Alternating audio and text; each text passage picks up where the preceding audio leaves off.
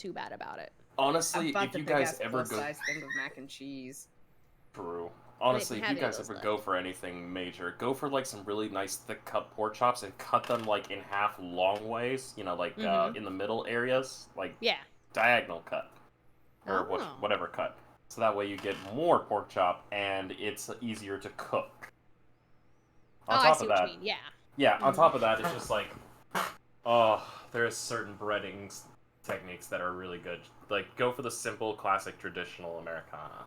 Like, you know, salt, pepper, a little bit of kind of some little bit of crouton bread, actually. And on that note, how about we go ahead and do test rolls as we are I mean, we're totally on time. Why you gotta call us out like that, Tart? If you didn't say nothing, nobody would know nothing. What are you talking about? I said we're on time. 12. 12. Hell yeah, the two 10. early people. Somebody else roll a 12. We were here That's at all Rolls you, Dice Sarah. noon. High noon.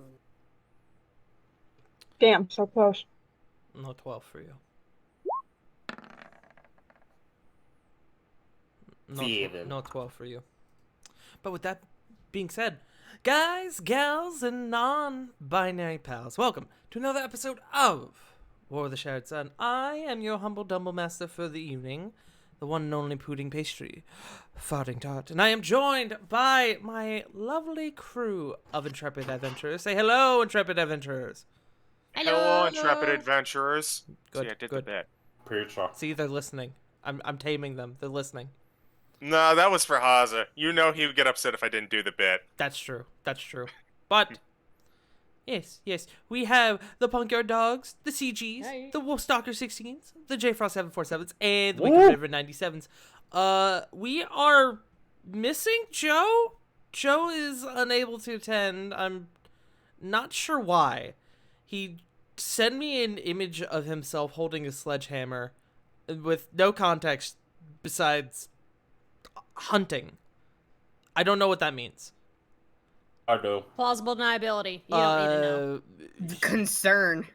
So Joe is Yes. unfortunately not with us tonight. But that's okay. We miss him, and that just means I could shelve the special thing I had for him. Smile. The super secret thing. But yes. With that being said, how about we go ahead and get started as I throw on a bit of music? How's that sound, crew? Yeah. Yeah. I love music. Why are all my fucking music folders open at the moment? Literally every single one They're of my music waiting folders for you are to open. pick. Yes. Apparently, they were Ready all and fucking waiting. excited, bro. Yeah, they were.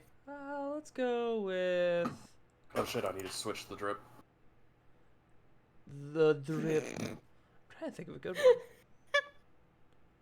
Let's go with. I'm actually looking for a specific one.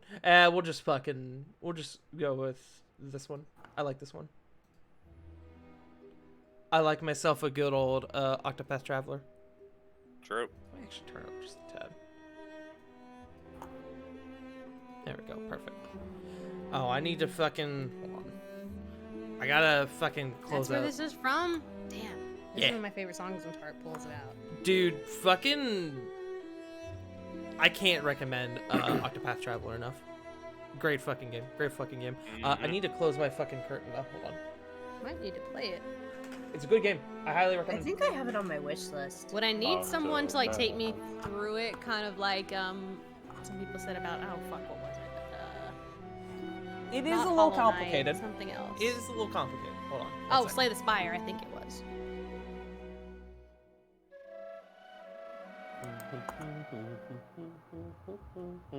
Also, it is a very slow start, but it gets going pretty much as soon as the gang's together. I apologize. I had to smother my microphone while I closed my curtain. But last time, following the Good start by me. Following the events revolving around the Argolich Sigmodus and his enthrallment of your friend Sarah, you all were due for an explanation via the courtesy of your ally Theon. Following that, you all finally had a chance to rest. A burial was held for Sarah's late uncle Weston the following morning. It was at this burial that you and Corey learned that Ilana Shaw, Weston's widow, was pregnant. With the news still fresh in your minds, you return home and you all decide to celebrate. Celebrate your victory with a trip to Maggots, purveyor of exotic foods and the true king of fine dining. Fun times were had, conversation, gossip, and for Rovan and Kieran, a bit of romance. A rightful celebration. As the night passes and you all wake the following day, the weight of events of days past still bears upon you all.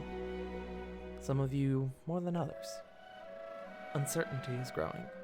The coming days remain a mystery. But in this moment, you'll have time to relax and handle any business you may have. I'm going to clarify for the chat, because you guys already know this. Our party here is about to get a rather significant amount of downtime.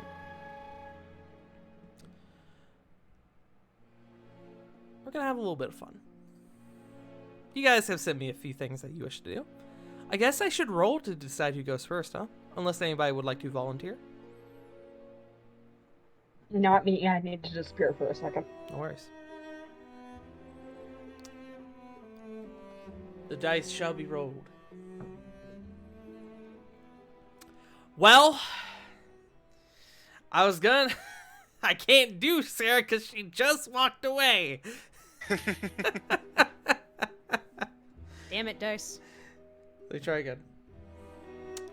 We are gonna start with Reiwa Kore. Kore, you are... Despite it being 2 days after the fight with Zygmodus, you are still quite exhausted, a bit sore. You end up oversleeping a bit the second day, following your night out on the town and at Maggots.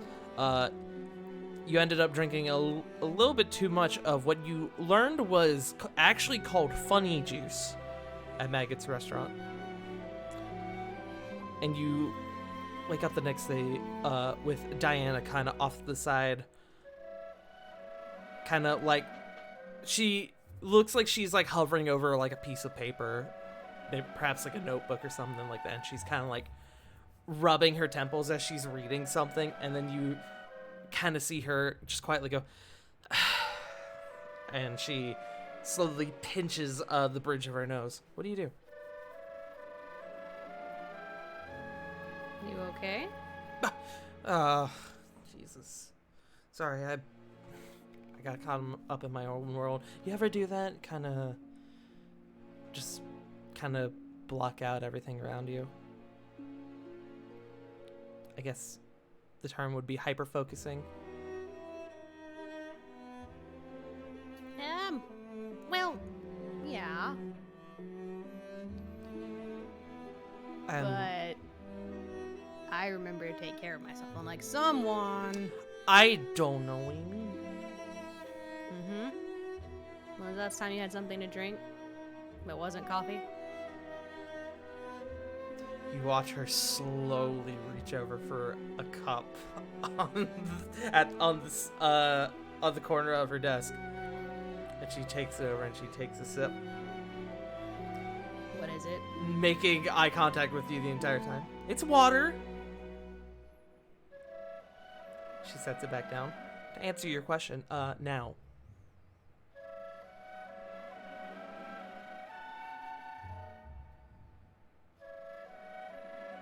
But yeah, I'm Sorry, hold on. No, you're good. Sorry, she came and talked to me. Sorry, I missed that. All she said is, to answer your question, now.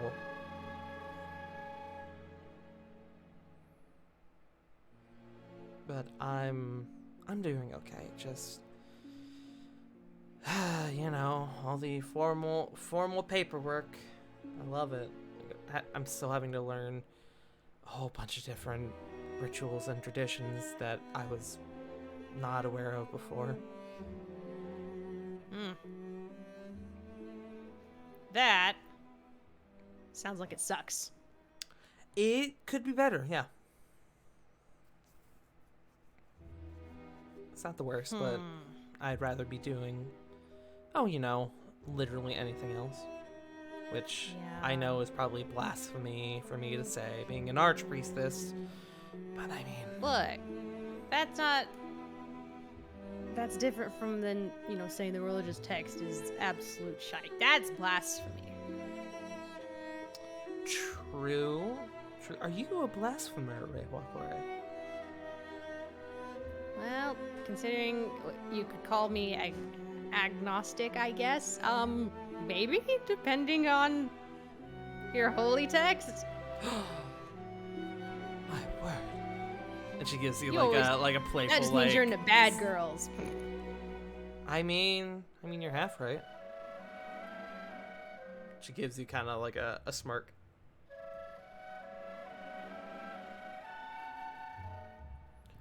No, I am okay. I might need to take a break, honestly. I've been at this for a bit.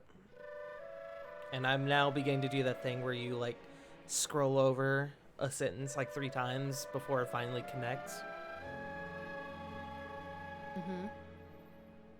So, how about you and I go grab Nexus and we go take a walk? Does it sound good? Yes. Alright. If you weren't gonna say it, I was gonna suggest it. Alright, do you mind going and grabbing him? I need to wash up real quick. Yeah, I got you. Just throw some water on my face. And she'll kiss her on the cheek before she runs out. I don't know why I screamed like that. I'm sorry. That was out of character, not in character. I mean, it was totally in character. You totally caught her by surprise. I was wondering why you yelled. I was like, what? I don't know why I did that. Anyways, you get up and you go and you retrieve Nexus, who is in the middle of a lesson, and Garrett is less than happy for you to be abducting his student in the middle of a lesson, but he doesn't fight you on it.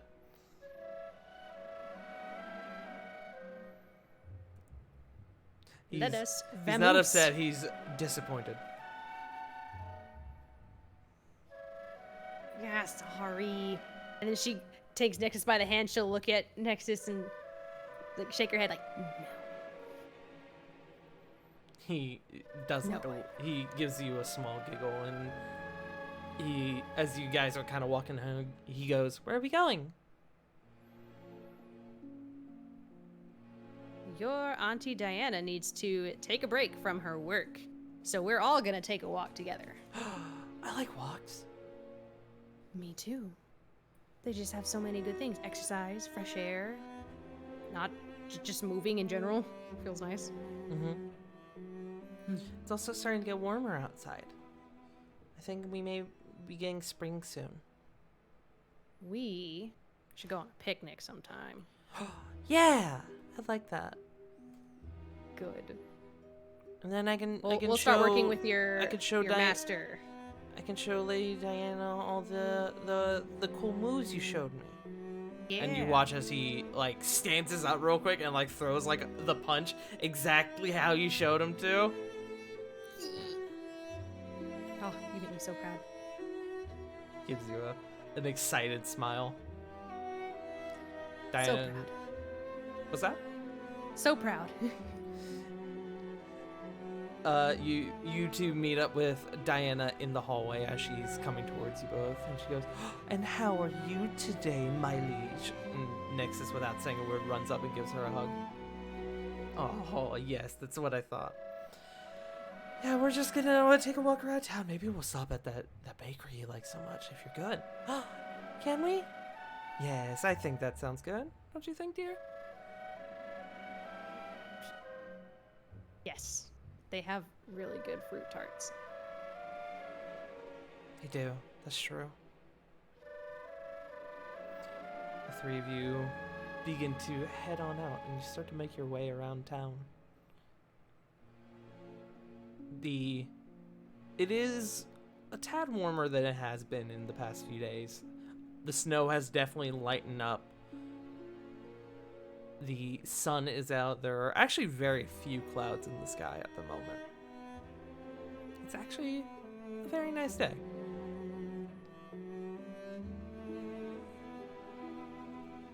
As the three of you are walking, Nexus is kind of doing that thing that a kid does where like he kind of goes off and looks at one thing that he sees like, ooh, you know, being a kid. Yeah.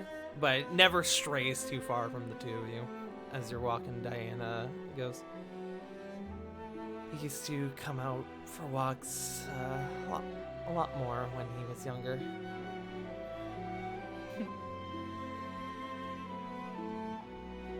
And as you can imagine, you know, with everything that's happened and me being super busy, it's been a lot harder. It's hard to step away. Hard to really put things down, because knowing you would probably feel like you were being lazy. Lazy isn't the word I'd use. The more...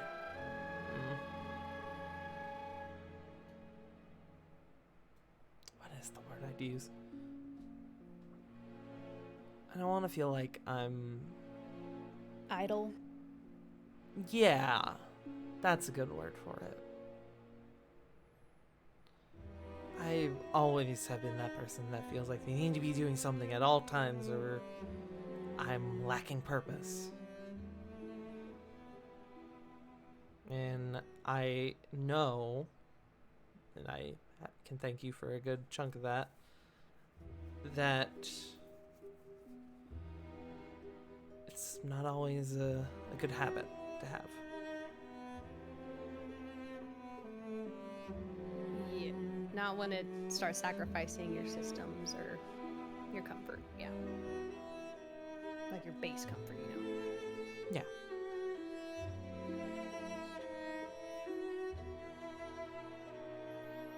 But it does give me something to look forward to.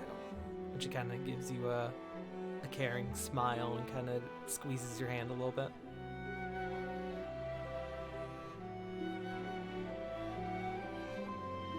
See, I knew you enjoyed me pulling you out.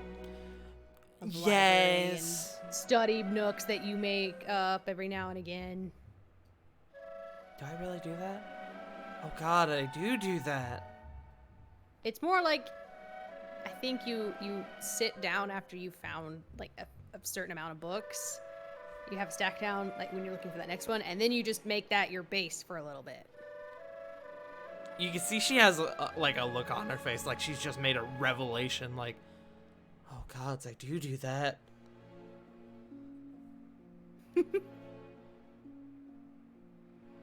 My little bookworm. Yeah. She kind of gives you like one of those playful like meh looks. I mean, it took me a while, but I did finally find someone to outdo me. Speaking of those boring court books. How to act prim and proper and not offend somebody with the slightest, like, not bowing low enough. Oh. Gods above. How do you and Cedric do it? I don't... You fancy people. You really are a different breed. Having to put up with all that. Fun fact, Cedric, from what he used to tell me, apparently, well, more what Aurelia used to tell me, Cedric apparently used to be a bit of a bad boy when in his younger years. It's always the quiet ones. It's always the quiet. What? She kind of like playfully like slaps you on the arm, like, You're just yes, you're just into bad boys and girls. It's okay. How dare you? You're probably right, but how dare you all of a sudden? You're just mad I'm right, babe. Me. She says, kind of like looking off the other way. Hey, where'd Nexus go?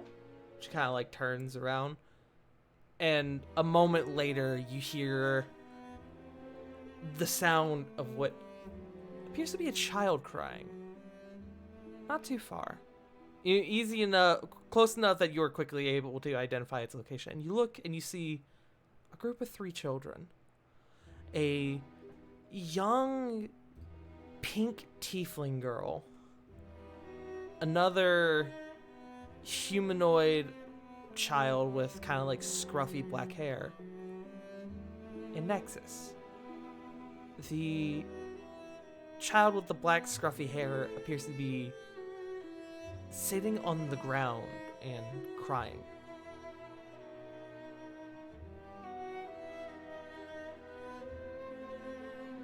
What do you do? She's gonna hold her hand out to Diana and hold her finger over her lip. Like, just staying around the corner if we can. You're gonna. Does it sound like something's like, are they okay? Or is it like, Nexus isn't like bullying some kid? Like, I need to see. I'll give this to you for free with your passive perception. Nexus has taken your stance.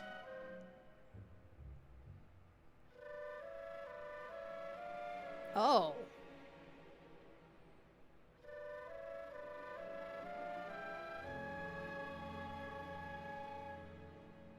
Who's he aiming it at?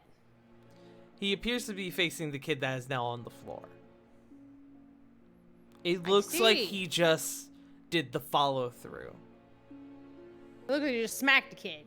It does look like he just punched a kid, yes. Are they saying anything? Do you watch to see what events unfold? Yes, I said that. Yes. Okay, I'm just making sure. Just making sure. You're good. After Like, show me. yeah. Tell me. After a few moments, the kid that was sitting on the floor, Diana like immediately is like, "What the fuck?" and begins to go over, but you kind of grab her and you're like, "No, hold on." And you watch as the kid on the ground gets up and scurries away crying. And then you watch as Nexus bends down and next to where the kid was sitting, picks up what appears to be the body of a stuffed doll, a stuffed rabbit doll. And he goes over to the girl and he hands it to her. Your passive perception is God tier, so I won't even make you roll for this. Yay. You hear him go, "Sorry about your toy." The girl goes, "It's okay. He was a jerk. Thank you. I'm Valeria. I'm Nexus." And I actually need to make a roll for her. Hold on. Oh, that's a natural 20. Let's go. First roll of the night. Hey yo. You hear her go, "Oh, you're King Aragon's son, yes? What are you doing out here?" I was on a walk with," and you watch as he turns around and he sees you both and he kind of waves. Diana kind of gives you a look like, "What do we do?" Corey's gonna try to walk out, just chill, like she wasn't listening. She's like, "Oh, hey, Nexus. Who's this?" This is my new friend Valeria.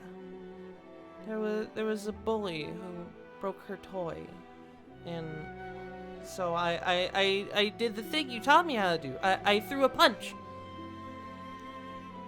You hear Valeria next to him go, "He is very brave." Corey just side eyes Diana, looking at her for her reaction. Is she mad?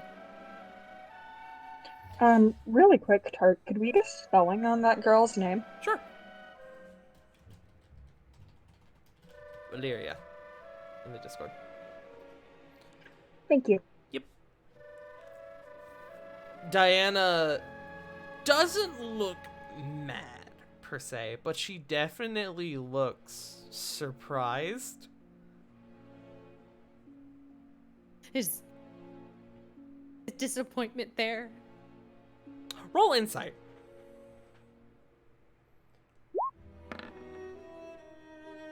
I will 11. give you advantage considering your relationship with Diana and how much time you two spend together. 16. No. Not disappointment. It's mainly shock. Just kind of like, he did what? Not like he did what? Just he did what? Yeah. I did not expect that you'd have to use my lessons so soon. But I did good, right? I helped someone. Well, I mean, good that it helped. Yes. Did you try words first though, like we talked about? I mean, I told him Did to, you try? Did you just try? You know, like I told him to stop it and to let her toy go, and he said, "Who the heck do you think you are?" And he that was when he read the toy.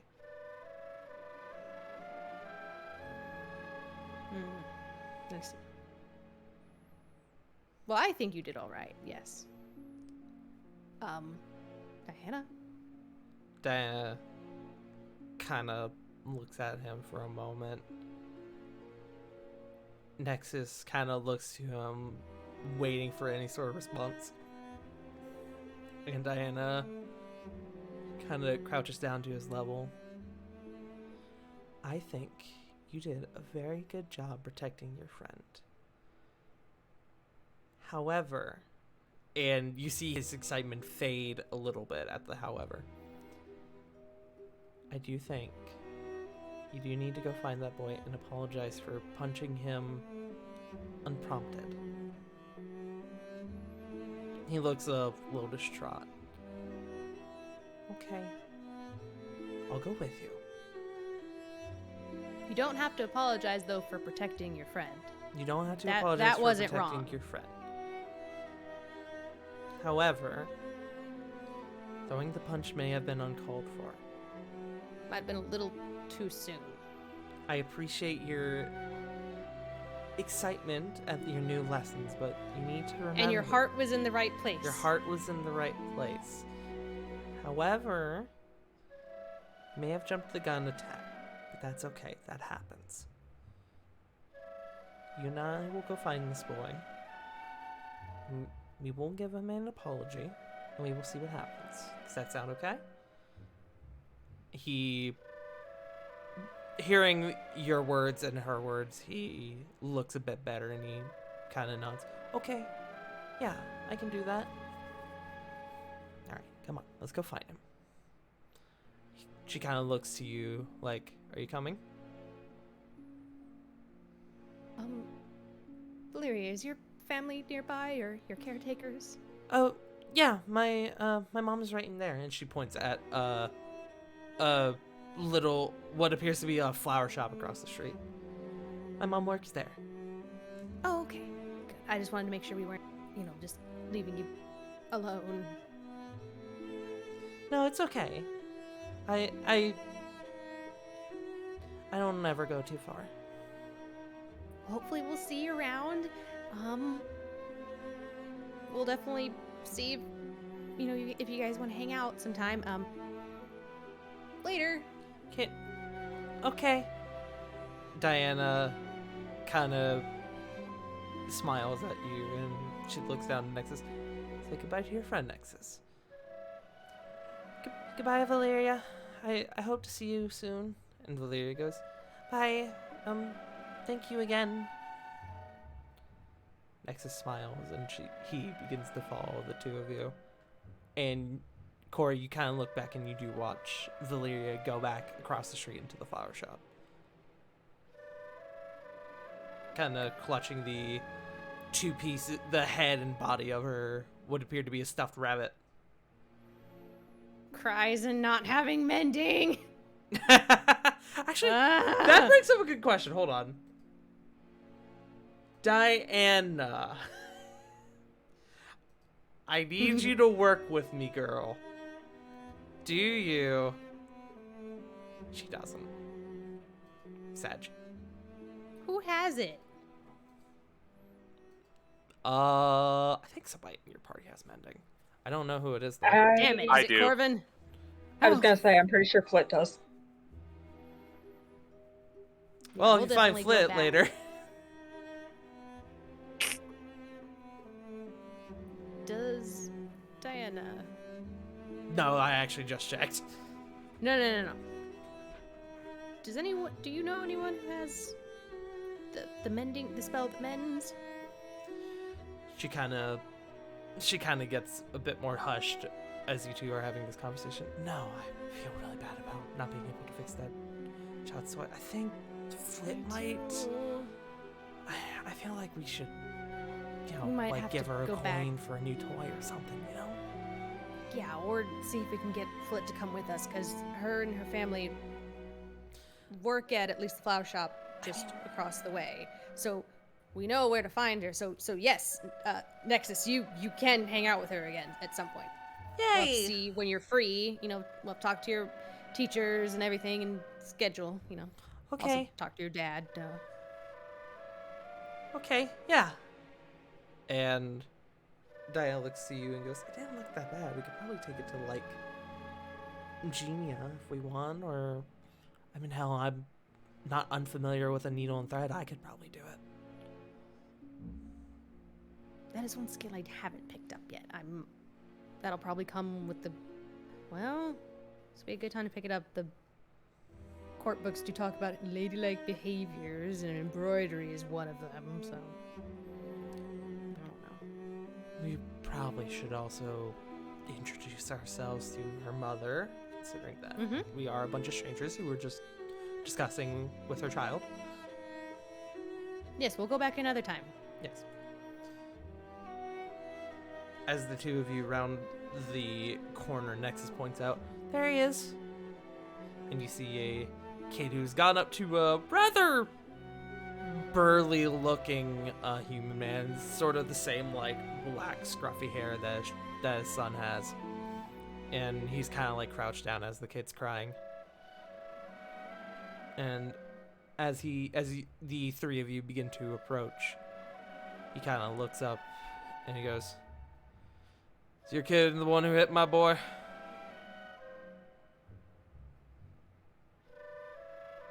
Yes, about that.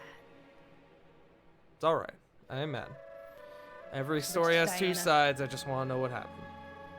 He says your boy hit him unprompted, and, well, I wouldn't be lying if I said this isn't the first time he's gotten himself in a situation like this. So I'd like to hear your side, if that's alright.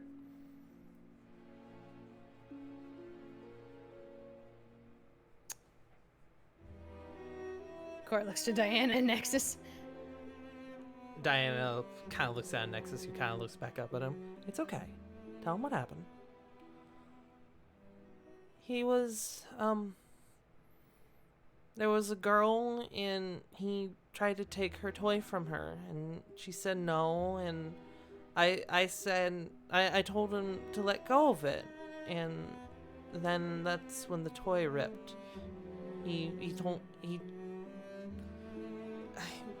And you can see he starts kind of like losing his speech. It's okay. He just said that he wants to hear your side. Sorry.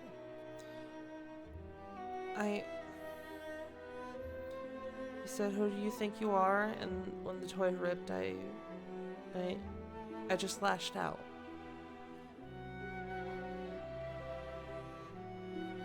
The dad, kind of, who's down on Nexus's level, is listening intently, and he looks to his son. "Is that what happened, Timothy?" Timothy looks at his dad and looks at Nexus, looks back and just kind of nods. "I see. Well, I don't take too kindly to you hitting my boy. But from the sounds of it, it sounds like he wasn't in the right either. So, where is this girl you mentioned?" "She's around the corner at the flower shop." "All right then. How about the three of us go back over there, and we'll have a little apology triangle, and then we can all go our separate ways. How does that sound?" Timothy looks to his dad and kind of nods. Nexus looks back up to the two of you.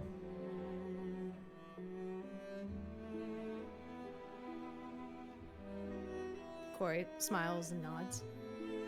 I think that sounds like a wonderful idea. He looks back to the father and he nods. All right then. And as he stands up, he takes his kid's hand. He kind of looks at the two of you and he gives a smile. Looking at this man a bit closer, you can see that this is a man that definitely has seen his fair share of life. He looks to be not old, but perhaps a bit older, maybe late Weathered. 30s. Yes, weathered would be a good term. But the bundle of you end up going back to the flower shop, and as you all enter, the little bell on the door jingles, and you hear, "One moment, I'm coming." And out from the back, you see a very similar looking pink tiefling, very similar to the young girl that you saw, kind of like black eyes with like red irises. And as she sees you all, she goes, "Oh, wow, you have a number of guests coming in." And then she looks down, she sees the two children. "Oh, I see what this is about. Valeria! Coming, Mom!" You see the little Valeria, who you now seeing the two of them next to each other, you do see that they have exact same horns. Very, like, it goes up a little bit and then it curves almost like in like opposite directions, almost like a ladle, like a cup, or like a Y perhaps. Y is probably a better term. But her mom goes, "Are these the two boys you were talking about?" As she sees Nexus and Timothy, she looks up to her mom and nods. The mom looks back to you all. "So, how are we doing this? What can I do for you all?" The dad speaks up first. "Well, considering what happened, my boy has something to say," and he kind of nudges the son. Timothy steps forward and, "I'm sorry I ruined your toy." Valeria looks at him and goes, "It's okay. It was old anyway." Corey, make me an insight check. As you are likely watching this conversation intently. Damn it! It was almost 20. It's a child. 11. It's a hard check. It was not okay. The expression on her face reads as much. You know, it is okay to be upset. We actually might have a way to fix it. One of our friends is a magic user and has the mending spell. So it's possible. You can fix it? The mom. Yep. We can get it done. The mom looks at you. "That's very kind of you. That's very, very kind of you. We would definitely appreciate the help." And she looks down to Nexus. "And I assume you're the one who rushed to my sweet little Valeria's aid?" He looks up to her and he nods. Little preemptively. Little preemptively. "But I do appreciate you watching out for my girl." She smiles. Nexus turns to Timothy. "I'm sorry I punched you." Timothy, who for a moment you think will lash out at him, he goes, "It's okay." And then he kind of like turns away, like that kid thing of like, "All right, you said it. I don't want to talk about it anymore. I don't want to be here anymore." Yes, it's okay. The dad goes, "I don't suppose you got anything to apologize for, do you, Lily?"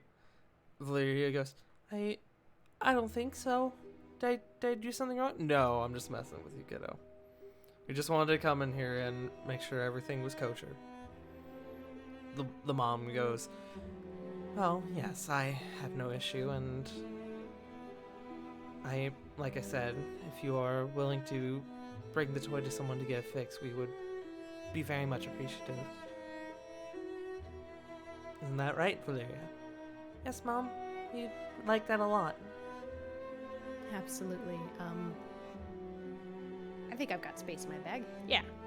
And she'll hold out both hands. I Do you mind if I take it and I can return it tomorrow? I gotta go get it, but yeah. Okay.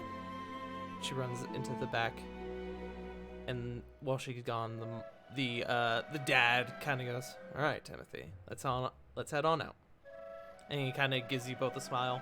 You'll have a good day now. And you, Chip, too. kind of look down Nexus. You got spirit. Don't let it make you stupid, though. Nexus seems to kind of, like, you watch him, like, visibly process that. Like, I see. He's brain blasting right now. And he nods. The dad smiles, and he escorts his boy out. The mom turns to you both. And she kind of gives you both a smile. She looks down to Nexus. Gives him a smile as well. You're a very brave boy, you know that? Not many people wouldn't be able to rush and help a stranger the way you did. I'm sure I'm gonna be hearing it nonstop for the next 3 days. Nexus smiles. Auntie Corey taught me how to fight. And he kind of looks back up at you, and the mom looks at you. Did she know? Yeah. I did say, though, to try words first, but... Oh, you're not gonna get any lectures from me. These are increasingly difficult times with the war going on. Yes. Oh, yes. Yep.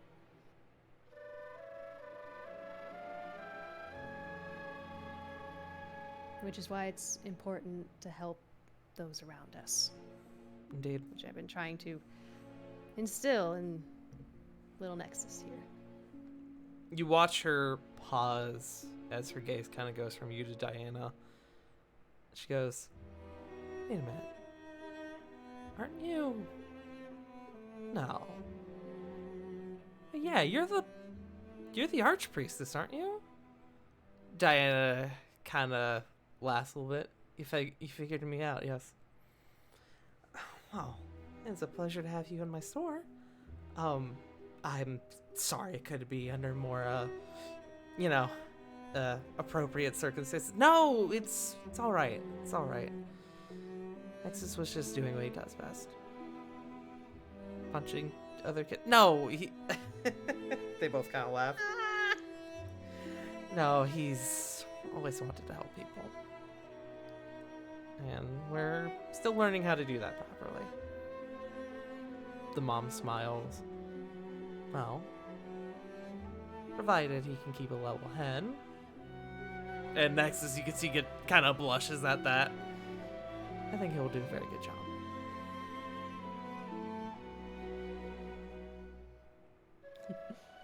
Absolutely. It's around this time that Valeria comes back with her doll. She hands the two pieces to you. You can see it's a fairly, like, dirty rip. You can tell, like, it's the look of a toy that was ripped rather than cut. But it looks like a simple repair. It wouldn't take more than a few stitches to fix. All right. Well, we'll shoot for my friend being able to fix it. And if not, someone in our group knows how to handle a needle and thread. We will fix it for you. Okay. Thank you. I was You're really very worried welcome. that Mr. Floppy was going to end up like Uncle Rudimir. And you hear the mom go, Valeria!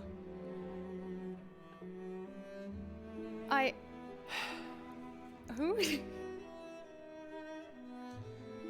Just trying not to giggle. You can see the mom is like genuinely upset by that. Is she? Wait. I guess would it be insight? It would be Embarrassed, insight, upset, yes. or like? It would roll insight.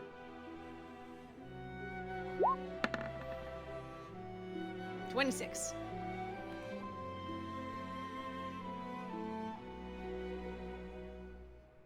Let me think. She is visibly upset to the point that you think you may have initially thought she was talking about another doll, but it's with that insight that you realize she's talking about a person. Yikes. Give me a sec. I need to think of a response. Hold on. sec. No worries. You can see Valeria kind of immediately lock up at her mom's little snappage. Child, you always let your mouth run a little too long, don't you? What do we talk about? Not to mention Uncle Rudemere in front of guests? Correct. Go to your It's room. all right. But We'll go. see you tomorrow with your toy. She says, waving as Valeria leaves. Thank you. We appreciate it. You can see the smile is a bit more strained now, and Valeria, who gives you both a smile, looks a little upset as she is kind of sulks off to her room. As the three of you leave, Diana kind of turns to you. What was that about?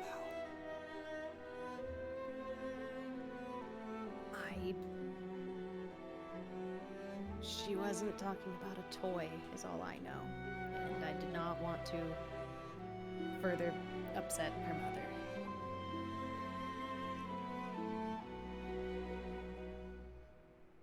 What a day. What a day! I thought the walk was supposed to be the relaxing part of my day, Reihua Kore. Look, it got your mind off of your work for a while. Yes, and That's what the then- break is intended to do. Yes, and then Overall. Nexus punched a child, Kore. That also got your mind off your work. I don't see where it's not a break still. There's a learning curve to She all says, this. she says, looking up like, at her around, like purposely not looking at Diana. I don't see a problem with this. You were still on a break. You were not thinking about work. You were not at your desk, and you were out getting fresh air. I mean, you're right. See? However, I'm not the one who hit a kid. it's true. She's just giving Nexus a cheeky grin now. That is true. And she looks down back at Nexus, and Nexus goes, I'm sorry. It happens. I just wanted to help her. Your heart was in the right place, like we said. Just, we'll talk about it, another day. We'll incorporate it into your lessons or something. Don't worry about it. Know that we are not angry at you, okay? Okay. Remember, Nexus. Level-headedness. Okay? Okay. You see, he may have been on the brink of tears for a moment, but he kind of trudges through it. So, with this toy, where do the three of you go? Are you taking it to Genia? I was just gonna head back to the castle and we could see who we ran into. Okay. Yeah. Like, who's out and about? Who's up? Hey! Yeah, absolutely. The three of you head back to the castle, and you end up coming across... Let me roll. Yeah. You end up actually coming across a beautiful lizard folk named Flit. Hey guys. Just the lizard we were looking for. I had to roll to see if you guys came across Flit or someone else. Yay! Flit! Hi, Auntie Flit. Hi, Nexus. Oh, where have you guys been today? I punched a kid. Nexus! I did! Why? We don't lead with that, though. Oh, You guys were gonna say it anyway. I actually was not. Oh. You can see Diana She's is laughing, Yeah, trying not to laugh but failing. Diana is also doing the same thing. We had an incident, but it's fine. We're fine. We have established Nexus his heart was in the right place, and we have elected to further coach him in his lessons. But we were actually looking for you, Flit, because we had a favor to ask you. She was reaching into her bag. Okay. I'll try to help how I can. He's not going to punch you, I promise. Okay. Was it a good punch at least? You know what? Actually, It was a good punch. Tart. I was about to say, like, would it be a I history? Like, I was wouldn't his even eye make- like swollen? Like, what? Where did he hit him? It I actually looked don't like remember. he hit him in the cheek. Mm-hmm. He did like the spy above game. He did like the Spy Family punch. Fucking obliterated that kid.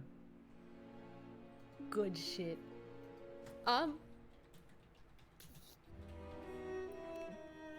She's good, like looking like between like Diana and Flint, and Diana and Flint, and Nexus again. She's like, yeah.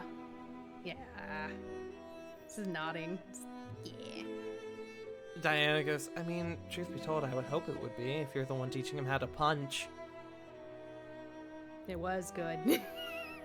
You can see Nexus slightly lights up at that. Kind of Look, excited. kid, you did overall. You did a net all right. Like it was still like a net positive, but I did dock a few points again because you know what we talked about earlier. But My hand kind of hurts. it'll do that, which is why you don't. Another reason why you don't lead with the punch. It does hurt. Okay. Now, show me your hand, though. Actually, now I'm looking at it. Wait, no. We asked her the favor. She's reaching back in the bag. Can you fix this? This is the casualty from today. You're not sure, or do you know someone in our group who has the fixing spell, the mending spell? It kind of looks at it a little bit. What is the just kind of excuse me. Just looks at the damage done and just kind of waves her hand a little bit and casts mending. You bring the two parts together, and as you cast the spell, they seem to lock the sort of threads begin to sort of form back into place, and the doll is like new, like nothing had happened. Nice. Thank you. Here you go. Well, tell me what this is for later. It was another kid's toy. Got caught in the crossfire. Oh. Can I piece together what happened here? Yeah, I won't even make you roll for it. Absolutely. You have a high enough wisdom stat that I'm just gonna give it to you for free. So,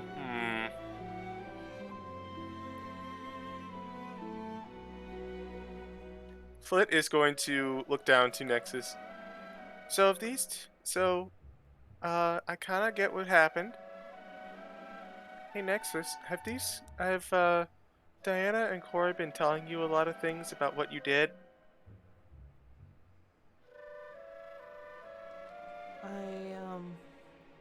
What? I mean, I guess so. But just gets a kind of a sage nod. I'll be right back, and she'll hand off the doll real quick, and she is going to dip into the royal cafeteria and come back with a cookie for Nexus. Diana gives you not a disproving look, but kind of a look like, are you rewarding him? No, I'm not. Above game. She's gonna go. Now I hope that you understand. Then you listen to what these two have been telling you. But I also get that you're probably feeling a bunch of different ways right now. Here, this will help you feel a little better. He takes the cookie. Thank you. We'll give a nice, light smile, and then just kind of look back to Diana. She gives you a smile, and she kind of mouths the words, "Thank you." But we'll give a nice nod. You hear Flit as you kind of begin to go off and do your own thing. You hear a little bit of ways Nexus turn around, and you hear verbally, "Punching people is confusing." It really is. You hear Diana next to you go, "Yeah, Corey, how do you live like this?"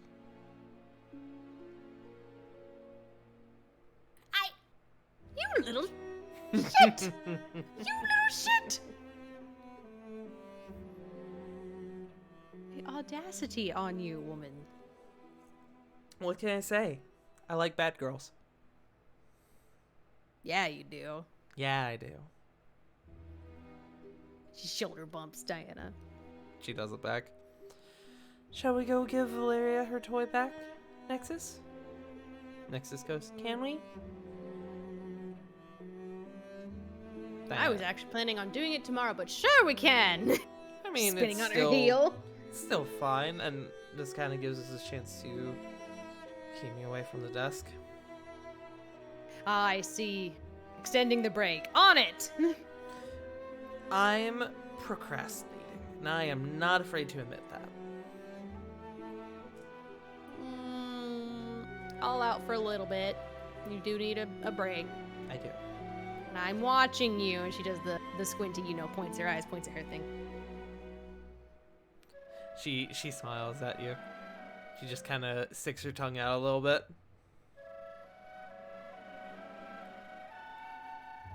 The three of you head back to the flower shop.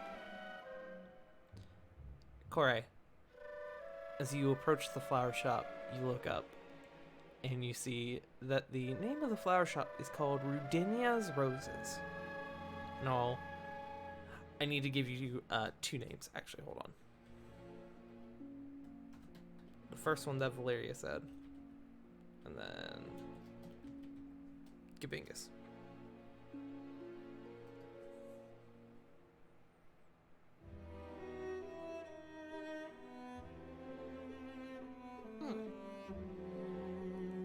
The three of you head inside, and as the woman that you now presume to be Rudinia sees you all enters, she calls out, "Valeria, our guests are back.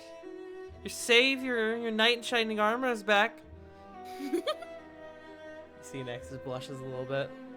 I was just about to ask. Coming.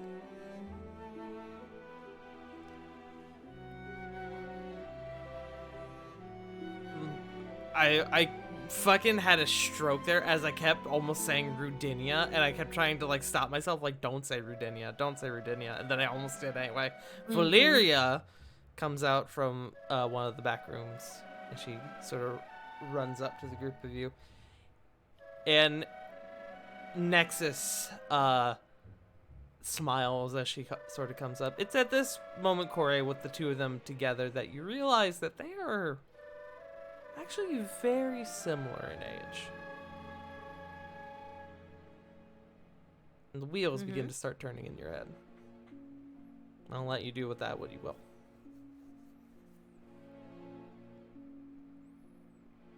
When she comes up and she goes, did you guys get it fixed? Is Mr. Floppy okay? Pulls out the doll out of the bag and hands it to her. Ta-da! Thank you so much. I was really worried. Well, we came back because we ran into the exact person we needed to talk to. So we turned right around and came back. It's almost like it was convenience. You hear Rudinia go, "Wow, a Deus Ex Machina. That's crazy."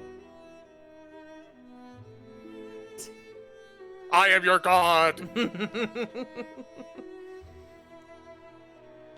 But Valeria takes the toy and she squeezes it tight. He looks brand new. There's not even any stitches on him. Because we were able to go with plan A, the magic way. Does that make him a magic rabbit now? I would think so. Diana? I mean, that sounds about right to me. Nexus? Yeah, I think so. You watch Valeria smile at the three of you, and then you watch as she kind of jumps forward and she hugs Nexus. Then Nexus looks fucking distraught. Just like unsure what to do, just like, And as she pulls back, she looks at the two of you. Thank you for everything. And thank You're you, very Nexus, welcome. for defending me. Nexus, in the best way that he possibly can. The words kind of just fumble out. Yeah, sure, no problem.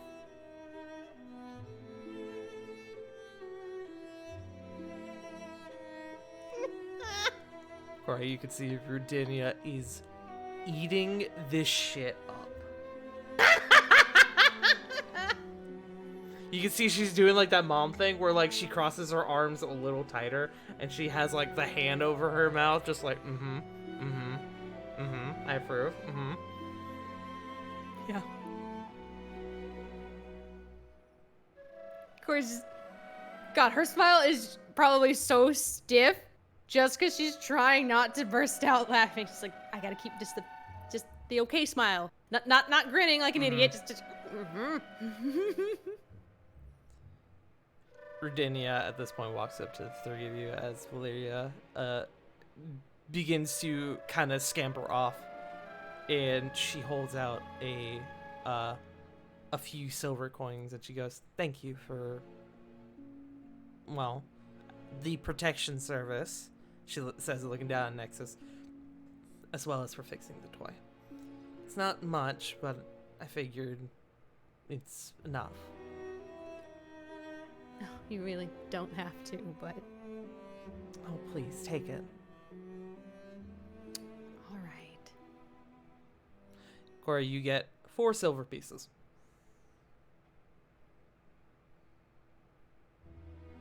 Cool.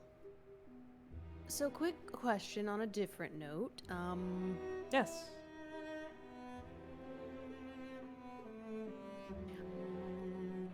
Do you do arrangements?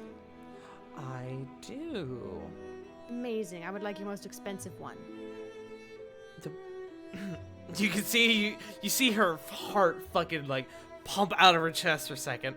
I'm sorry, the most expensive one? Yes. Ballpark, Ballpark, how much? I'm not you can sure see what she my kind of range like is, but you can see she has her hair is almost like a grayish white, actually quite similar to Diana's in terms of color, and it's tied back into a small ponytail, and she kind of like begins to move her fingers through her hair kind of nervously, like I would have to check. I'm sorry, I'm a little flustered. One moment. And she goes back behind the counter and she pulls out what looks to be like a small like logbook. Let's see. Well, we did just get a brand new bunch of white roses. As for the arrangement, you're sure you want the most expensive?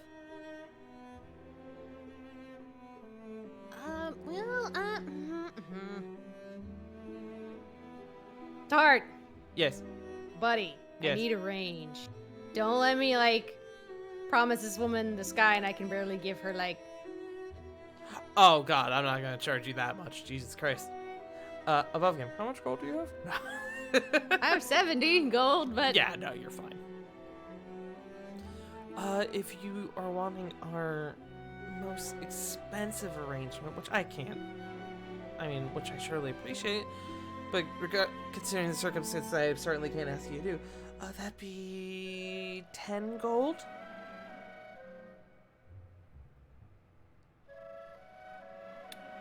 You know what? How about I give you... What's the exchange rate again between gold and plat? Help me one more time. 10 to 1. So essentially the arrangement costs 1 plat. Yes. Cool. I will give you... Which above game, fucking super expensive for flowers. That's like $1,000 for an arrangement. Yeah. Or the equivalent of $1,000. Tell you what, I will give you 5 plat. And... 5? Why? And you can do whatever arrangements, all of the ideas that you've ever thought about, that you can do with your current stock. Go wild and surprise me, because I'm not a huge flower buff. I spend most of my time in herbs and medicinal uses of them. But I love looking at flowers. I love having them around. If you can... I prefer arrangements, like, if you're not... Like, if you have, like, local bushes or anything like that, like, aren't, like, you know, something I could grow too, because I am also magically inclined. However, I could probably do that on my own, actually. I will do whatever you wish. See, I'm leaving part of it up to artist choice as well. I want you to have some freedom and fun with it, because... Oh, okay. But also, sure, I can tell you what I like and don't like. Absolutely. And you see she pulls out like a little notepad. And above game, we don't have to do this right now, but if you want to send me the things that Corey would include on this flower arrangement, or for inspiration on this flower arrangement, you can feel free to DM them to me. Yeah, I probably will later. Yeah. Do you pay Wanna look her some up now? now? Yes. Okay. You I pass. subtracted 5 from my... You pass off the 5 platinum, and she... It looks like you just gave her the fucking world. She looks at you like... Just fucking, like, heart beating out of her chest, just in shock, just... Thank you so much. And she, like, unable to control herself, like, suddenly, like, just goes in for a hug on you. Just completely, much like what Nexus did, or what Valeria did with Nexus, just practically jumps onto you and like hugs you around the shoulders. Thank you so much. Quick question, Tart. Yes. Can I reverse pickpocket 2 more plat into her pocket? You're gonna drop 2 more? Yes. Sleight of hand check.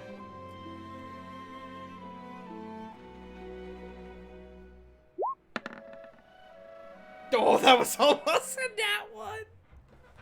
It was almost in that one, not quite. That was almost 15. in that one.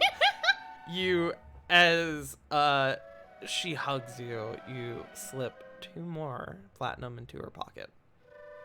So you have just given this woman all your money, from what I hear. Not all of it. You said you had 70 gold. Yeah, but I also had 17 plat. Oh, okay. Got you. So like, oh, okay, good. I won't dip into my gold. I don't want to see that number go down that much, but I got you. I can give the plat. Yes. She stands, like, she pulls back and you can see she's wiping tears from her eyes looking at this 5 platinum. I promise I won't let you down. I'm sure you won't. It's all right. I'm also very just happy to help. I'm glad we could get Valeria's toy fixed. Truth be told, that was going to keep me up all night if he hadn't. I thank you again. And you watch as she kind of crouches down to Nexus and she smiles. You, young man, have a very wonderful family. Nexus nods his head excitedly. They're the best. And Oh! Corey, it feels like rain as you look up and you see a fountain of water coming down on your head from Diana's eyes. As it's like a sprinkler has fucking bursted. Ah! Oh, love, come here. Pulls Diana in.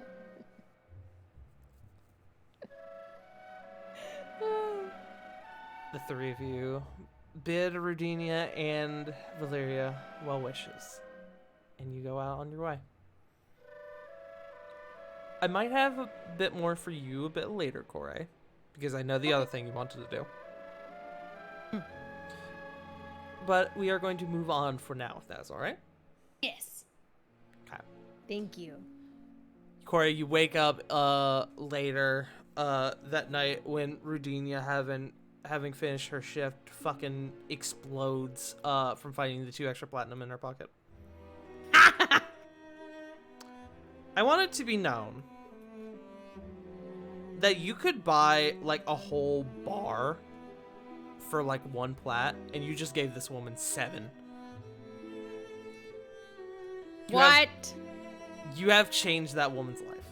Oh, I'm glad I did. I didn't know it was changing her life that much. I thought it was just like giving her just like, you know, like where some people like, you know, like in order like a tip, like, oh yeah, my tip's like $5 to $10. If I'm, You just gave this it woman feels like $7,000. I thought I was giving her like 20. What? That's awesome. Sometimes That's cool. Sometimes people fucking forget the worth of platinum, considering the 10-to-1 ratio. That's like $7,000, yeah, that you just gave this Yeah. woman. Yeah, I did forget, but you know what? I don't regret it. Absolutely. But with that, let's roll to see who's gonna go next. Okay, let me change the music here.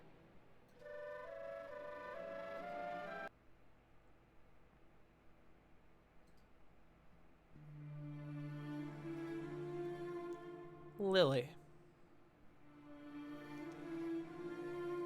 Following the events revolving around Zygmodus and the next night having a celebration of sorts, you still can't shake this deep feeling within yourself. You're not sure what's causing it. You think it might be exhaustion, and so you decide to following the celebration at Magnets, you almost immediately go to bed. You find yourself having trouble sleeping. It feels... You feel like you're trapped in a pit. You're not sure how to explain it. You don't feel depressed, per se, but you feel sad, reserved. You again chalk it up to exhaustion and go through the night, how just kind of making your way. You do eventually find sleep. The next morning, though, you wake up and you find yourself much like the very first time it happened. You look down and you can see that you are bigger, stronger. Seems you've awoken in your awoken heart form again.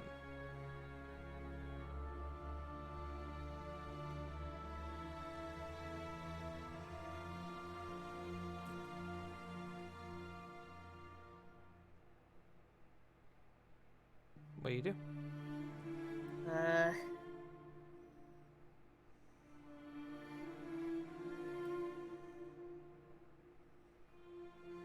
Unsure as to why I'm transformed.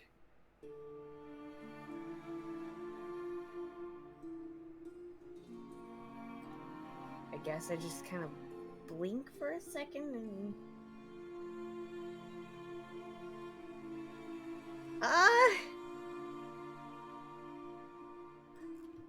Lily's confused. You are confused. More importantly, as you're kind of coming to your senses, you feel heavy. As if this pit that you had been feeling the night before you somehow sunk deeper into. You feel sluggish, like you don't want to get up.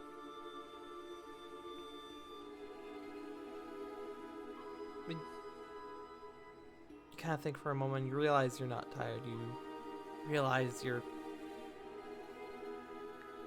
that you don't really have anything to be upset about, but you feel upset. It's really hard to pinpoint as to why.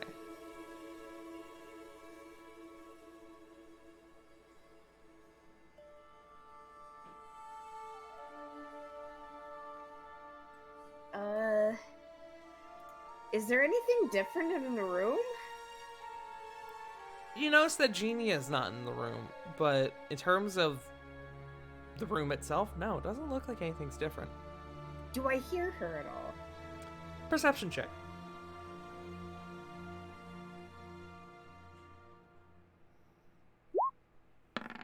19? You do hear the shuffling of feet and the clattering of plates coming from the next room.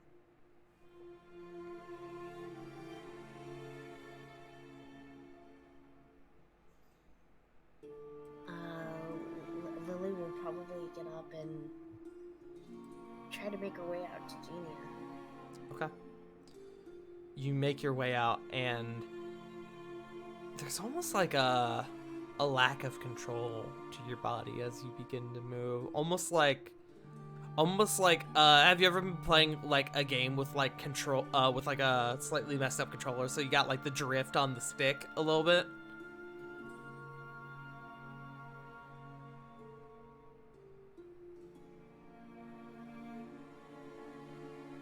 Is that yes? Is that no?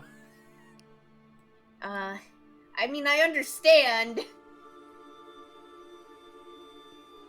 That's kind of what it feels like at the moment. All I think of is Pokemon Arceus trying to move back and forth. That's not too far off, yeah. You head out into the next room, and you realize, how long does your awoken heart last? It lasts a minute, right? Yes? Yeah, you kind of begin thinking, huh, it's been longer than a minute and I'm still in this form. That's weird to you. But you do go into the next room and you catch Genia's attention. She's putting plates up she's taking plates out at the moment. She goes, you're still big. I don't know what's wrong. You were like that when I woke up. I tried to wake you and you were not having it. How long ago was that? You can see she kind of looks out towards the window. Maybe 3 hours? Hours?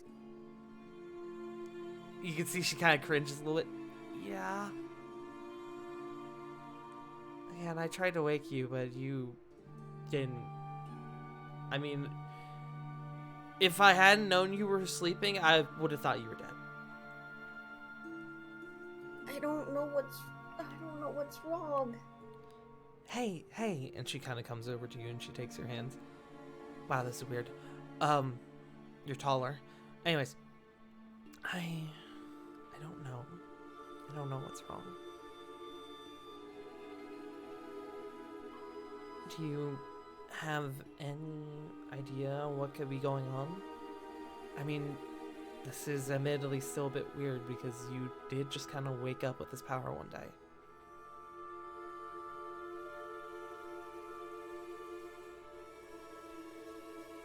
I feel,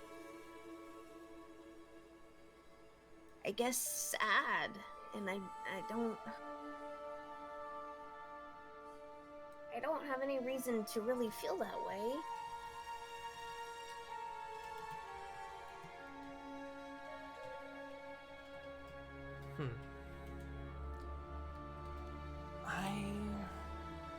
to explain that.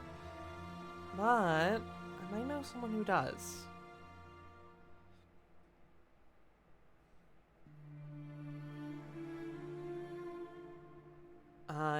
When I was going through my transition, when I was, going through the mental process of deciding whether or not to do it, I ended up seeing a woman I heard about from a friend in town. She's an empath, fortune teller, sort of thing.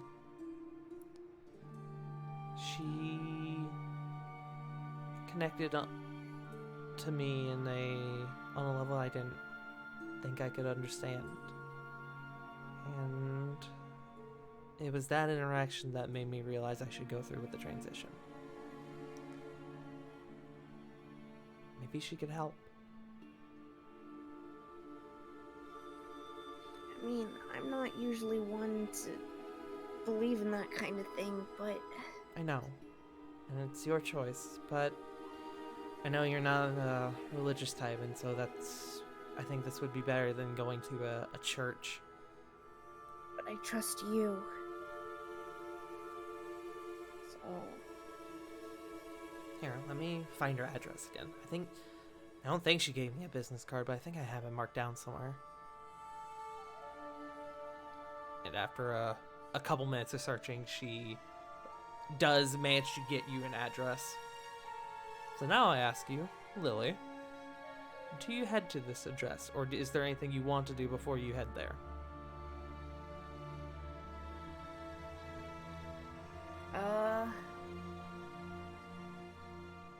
I can't think of anything I'd want to do beforehand. Okay. So you begin to head out that way then? Yeah. Okay. You head out into the city streets. It's later morning. It seems like you overslept a bit. You feel odd as you kind of come through the streets. You feel kind of a mixture of emotions, but it's almost like a soup, like a soupy feeling. Could be exhaustion, could be something else. You're not entirely sure. But I've never had anyone explain a feeling to me as soup. Soup. It's soupy. But you do eventually, with the help of the address you were given, you find your way to a quaint little house over on the farther side of town.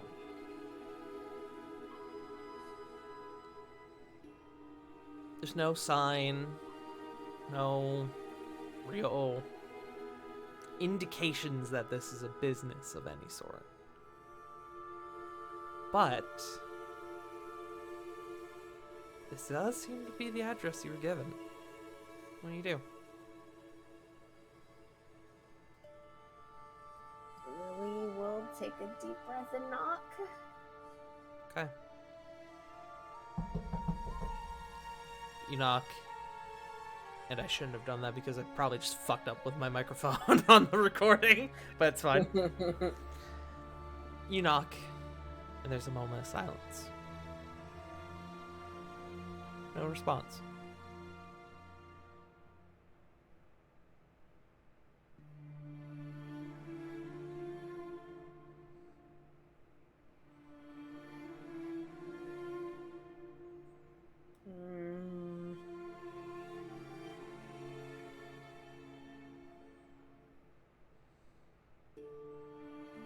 I will try again.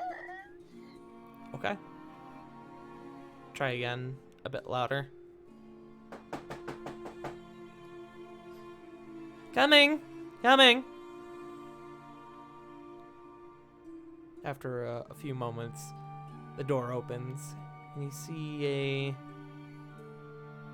You would have expected this to, given the description you heard, you may have expected a more stereotypical fortune-telling type. Old, fucking like, yes, come look into my crystal ball. But the woman before you is actually quite young and beautiful. Sort of a warm olive-colored skin, a very, very long, like,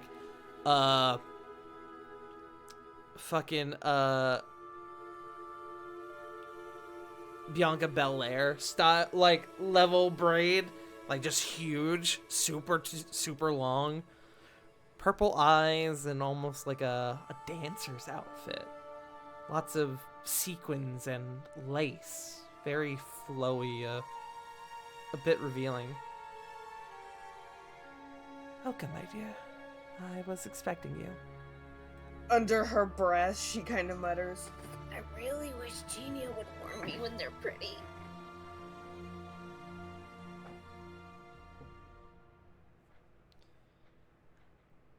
She goes, I do tend to have that effect on people. Please. "Oh, she blushes." Please, come in. She opens the door a bit more for you. And as you kind of get a better look at the interior, you can see that the room is actually, or the house is actually quite unique in its appearance. You can see that this woman seems to be a traveler of sorts. And if she's not, she's definitely a collector, as she has very exquisite, like, bits and bobs and, like, pieces of artwork that, as you look more and more, you can tell are definitely from different locations. You can't quite determine where some of these are, but you definitely see a variety of cultures as you begin to sort of move throughout this house. The door closes behind you. I will be with you in just a moment. Go right down the hallway and take a seat at the table. Lily does as she's told. Okay. You do begin to move a bit further in, and the exquisiteness, the uniqueness of this house begins to grow more and more. You find yourself almost getting lost within it, within all the exotic furniture and decorations you see. The walls are like a deep, like, almost like grass green color. The sort of trim along the floor is red. It does kind of feel like walking in like a grandmother's house, like it's kind of got like that, like, older person, like, feel to it, like grandparent feel to it. Where you're just like, there's a lot of shit in here. But you do end up finding a bit of a small room with what do you think might have been a dining table at one point. You can see that there are only 2 chairs, though. One on one side and one on the other.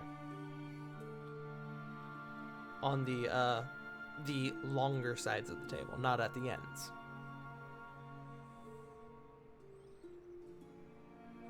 You can see that there is a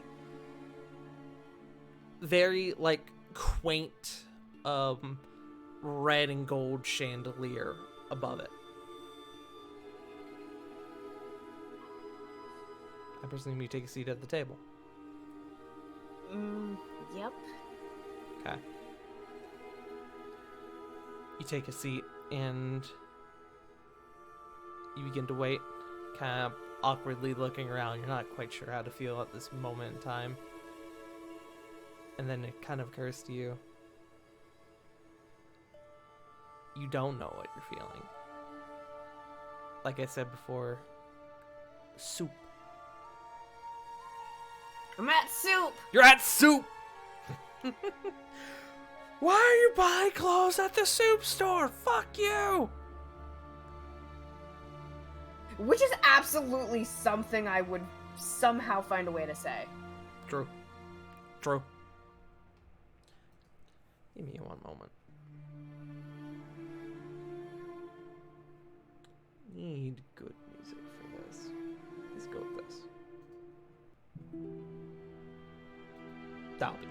That's good enough. You begin to wait. And wait. 1 minute turns into 2. 2 into 5. 5 into 10. You start to think, is this a prank? Have I been pranked?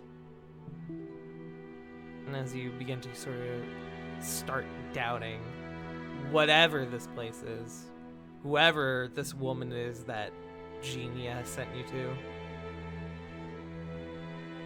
you hear sound of heels on the floor coming your way.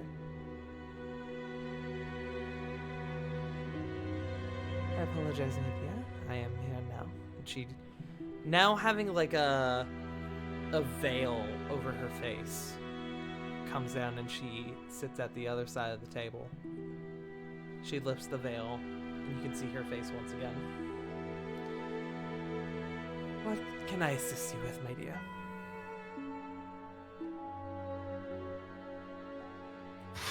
I was given your address by my girlfriend, Genia. She said you may be able to help me. Help you? I need to make a roll for her. Yeah. I believe I remember Genia. Wonderful Goliath, as I recall. I presume they went through with their transition, yes? Lily nods, a big smile on her face. Good. I'm glad. They took my advice then. Now they sent you onto me. You say you need help. Please, explain to me. What are you feeling? I'm still transformed, I'm presuming? You are. Well, I don't normally look like this, for one. I guess I awoke a few days? A week? I'm not even sure how long anymore. And suddenly I had this new power. But I don't know where it's coming from or why I feel. For some reason, I just feel sad today. I feel like soup. Soup. I see. Well, my dear, allow Argona to assist you. And I will give you that name again. Argona.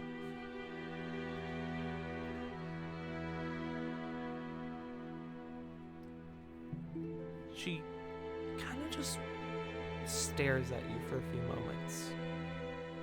You can see her eyes almost twinkle with the light of the chandelier. And she just kind of stares into your eyes for a few moments without saying anything. Without looking away, without breaking eye contact. She just slowly holds her right hand out.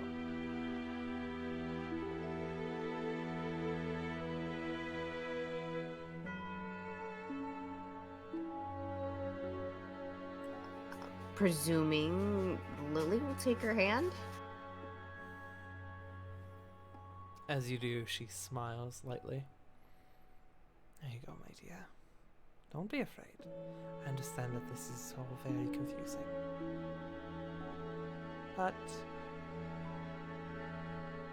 let me see what I'm working with.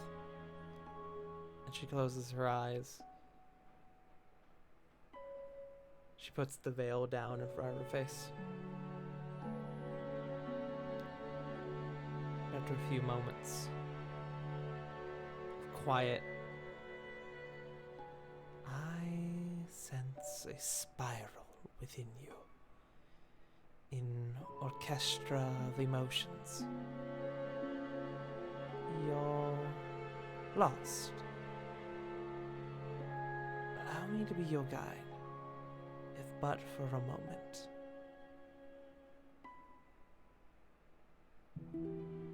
Lily will nod, like her eyes are closed.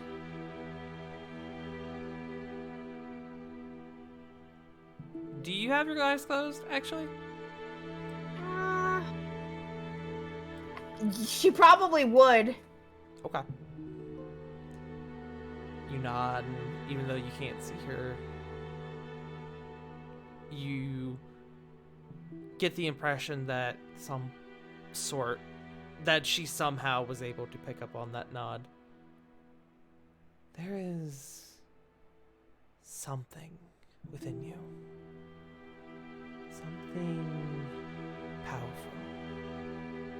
Heart, soul, feelings. They bicker and battle within you. You dwell upon the line between love and duty.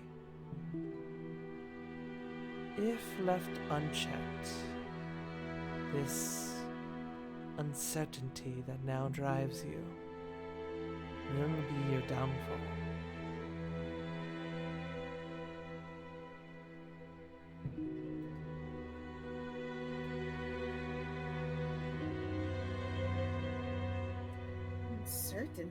Uncertainty.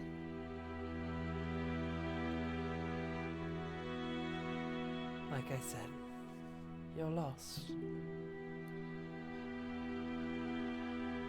Your emotions have tangled themselves together uncontrollably.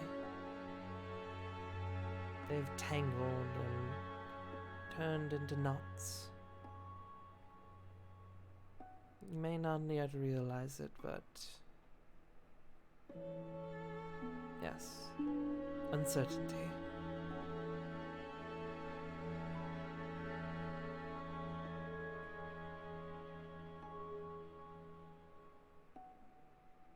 We are bound by our emotions, despite how much we may fight them. They wield us like a sword, a rapier. You, on the other hand, have let them consume you, even if you don't know it yet. However, within you, there's a moat. You have the power to harness them. You just need to see it. And Lily, as she says that, you feel yourself fall backwards. Your eyes open instinctually, and you are no longer in the room that you once saw before. You now look around, and it's like that scene from Doctor Strange where she fucking knocks him like through like 18 different fucking dimensions, gives him the worst acid trip of his life. You see colors flashing, moving very quickly. You feel emotion after emotion after emotion come over you, almost overwhelmingly so. Anger, sadness, love, joy. It's an odd sensation. It feels like soup. But now you feel that you can see it more clearly. You feel yourself moving fast, approaching a bright light. Just as it becomes blinding, you find yourself snap back into your body. You look around, kind of unsure as to what just happened. The room remains the same as it did before, except Argona now has both of her hands under her chin, sort of resting her face. The veil has been lifted from her face once again. She just is staring at you again.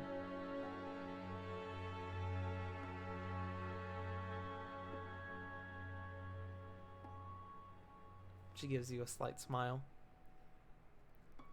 Sort of waits for your reaction. Lily once again looks really fucking confused.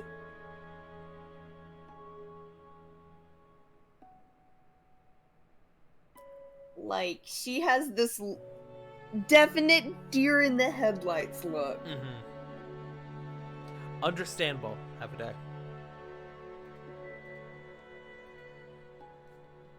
This energy within you, Captain Timbers, it is augmented by your experiences. Whatever this power is inside you, it can be your most valuable tool, or you can become lost to it. Lily, you look down. You are normal size again.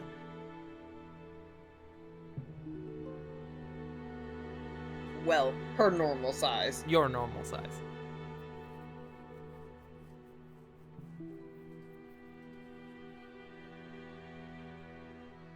She takes a deep breath, and it's almost like one of those shuddery breaths, like trying to hold back tears.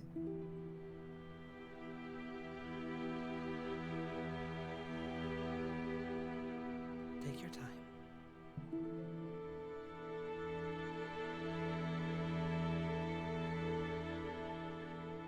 I can tell you've been through so much in recent weeks. You've seen conflict. You've seen death. Your body is beginning to fall behind in terms of where your heart is.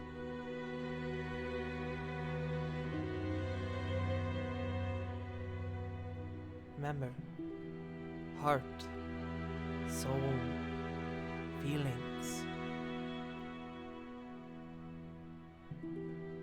they will guide you.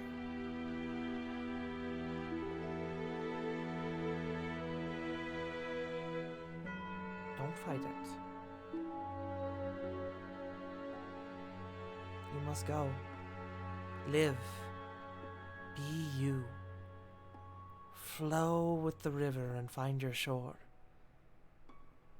And if you ever feel lost again, lost as you fight the current, come look to me for help. And she reaches out. She takes your hands. You watch as she sort of holds them out in front of you, holds your hands out a bit. She reaches back and she pulls out something you can't quite see, but she puts it in your hand. And then she takes your other hand and she closes it on top of it. This stone shall help you find your way. Whenever the need arises, open your heart to it, and it will guide you in a way that I cannot. The way that only you can. Open your heart and follow it. Embrace this feeling and leave your shadows of uncertainty behind. And she pulls her hands away, leaving you holding something in your hand. It fits just with it, it feels just under the size of your palm. Bit cool to the touch. Do you look at it? Yes. You open your hand slightly and you see it appears to be a black opal. Perfectly not spherical. What's the Oval? Yeah, oval. That's good enough.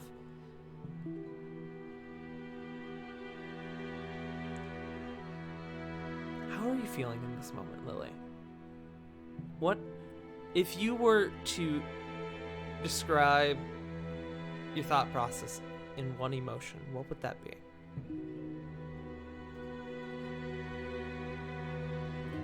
Hope. Hope. You feel hopeful.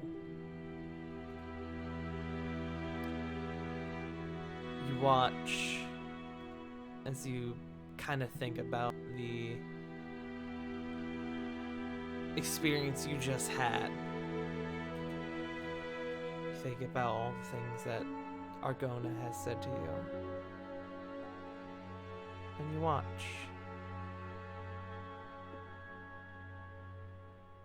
as this, what was once a perfectly black opal, turns a very familiar pink color in front of your very eyes.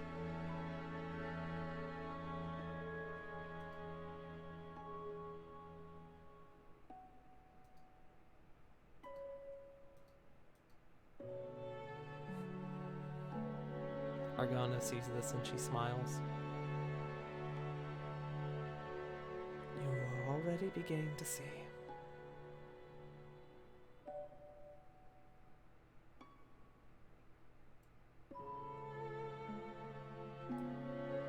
Lily gives a soft smile and like wipes the tears off her face because she's definitely been crying.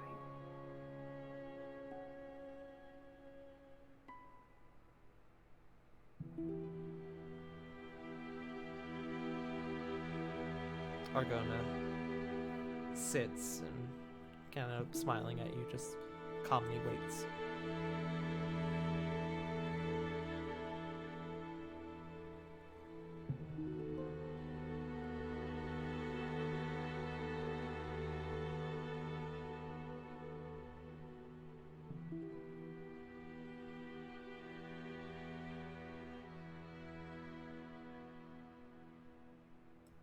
Lily takes a deep breath and kind of holds the now pink opal tightly in her hand.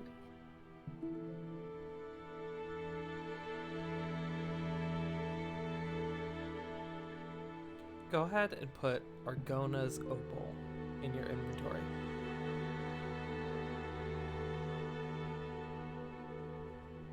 Simple title, but a good enough one.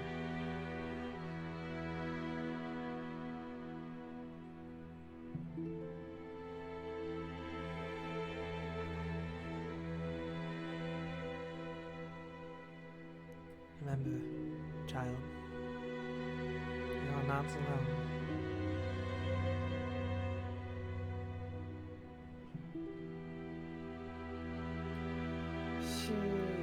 Lily smiles. I'm definitely not. Not only do I have Genia, but I have some of the most wonderful friends.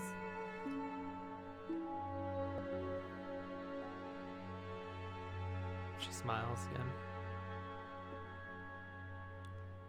These friends that you've met along your very long journey need someone with a heart like yours. Be their current. Lily, as she says that, she kind of taps you on the forehead, and you kind of instinctually blink. You look around. You're back on the city street.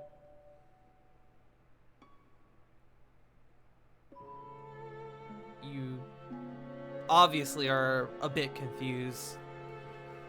The house that you saw standing before now looks old, ramshackled, abandoned, as if it's been untouched for some time.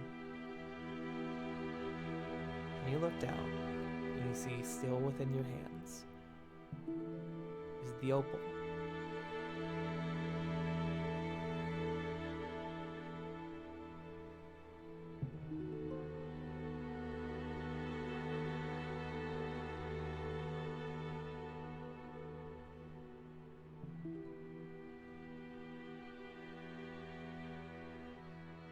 Lily just kind of looks around.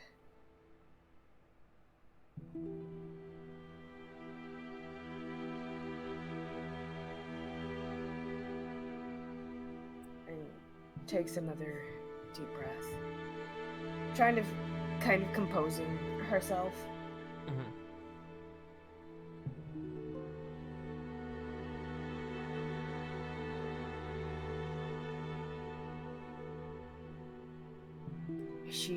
She's definitely feeling some big feelings. What are you feeling?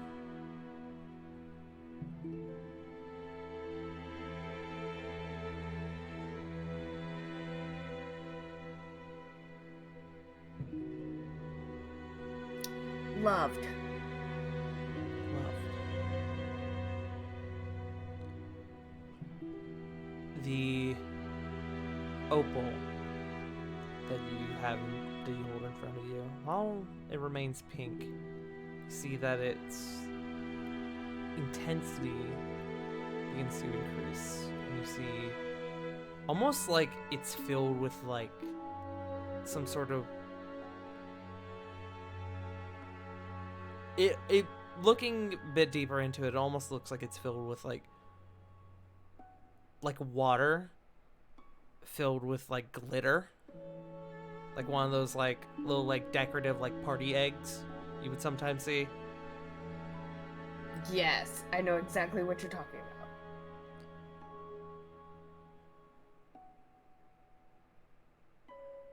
It's at this moment that you realize you almost feel like you have purpose.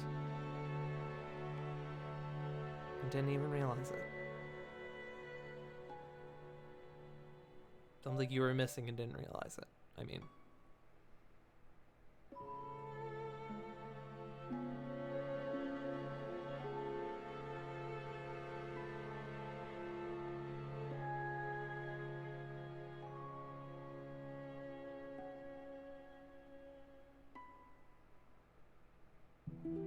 That being said, you head back home. Genia unfortunately had to leave for work. But you actually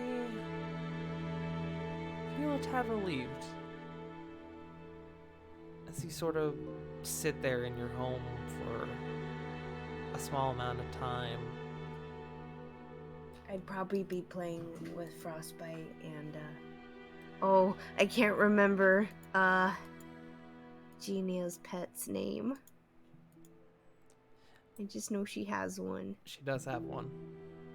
I can't remember. Inspiration for the first person to tell me the micro griffin's name.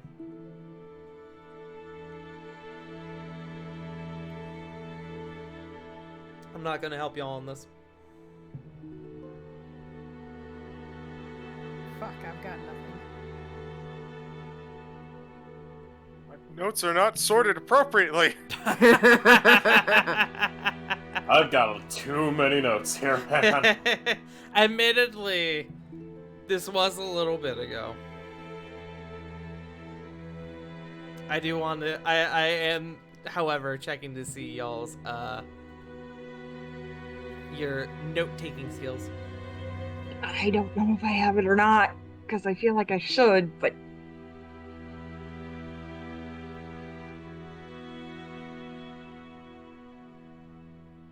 I give up.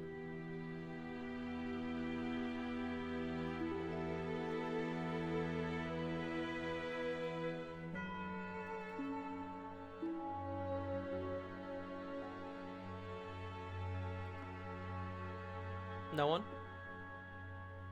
I absolutely know I don't have it. So I can't even find Genia in my notes. What the hell? Right? If it helps, this would have been during the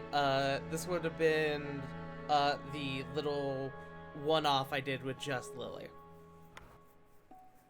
Oh, fuck. That's why.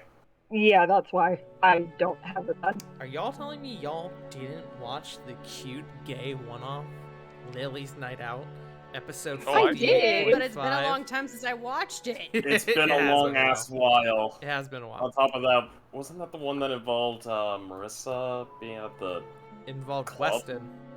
Weston at the club? I also didn't take notes on that one because I figured Sarah wasn't there. Shame. Well, the first person to go back and find out what the Micro Griffin's name was will get an inspiration. But until then, it shall remain a mystery.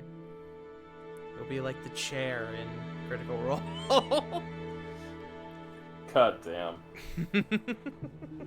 It's just a chair. Anyways, that being said, Lily, you sort of spend the next few hours on your own and you feel yourself becoming more in check with the person you are. And it feels relieving. If it's okay with you, I think we're going to go to the next person, if that's alright. Yeah. Awesome. We're gonna go to the next person right after we take a bio break, because I have to pee. Good. Because Alright, let's do it. Yes, please. I've been holding this in. I have. Why do you do this I to have me, hit Tart? River in the fucking heart, bro. Not only did you hit me in the heart, you hit me with some really personal shit that I'm going through in my IRL life as well. You fucking know, and River said to me earlier today, like 15 minutes before our fucking session, they were like, "Hey, I want how early or how late is too late to be able to add something to the session?" And I was like, "Well, I mean, that's fine, but I did actually have something planned." And they go, "Oh," and I go, "Lily's gonna have fun tonight." I didn't know it was gonna be emotional trauma. Thanks, Tart. Anyways, I got to real quick before I go to the bathroom. I got to thank Trash King Arisen Sean for the raid of 10 people, and Mako Reactor, the Steam Key Moth, for the raid with the party of 3. Thank you so much, homies. Welcome. If you've never been here before, my name is Sporting Tart. I'm a variety streamer. I do video games. I do D&D. And this is my homebrew campaign, War of the Shattered Sun, Exilia Regalia, whatever the fuck you feel like calling it. And we have a lovely party here. We are missing one person, unfortunately, but I hope you are enjoying your stay. If you had to go after the raid, no worries. I appreciate you stopping by to begin with, but for those of you who stayed, we appreciate having you here. I'm now going to go pee.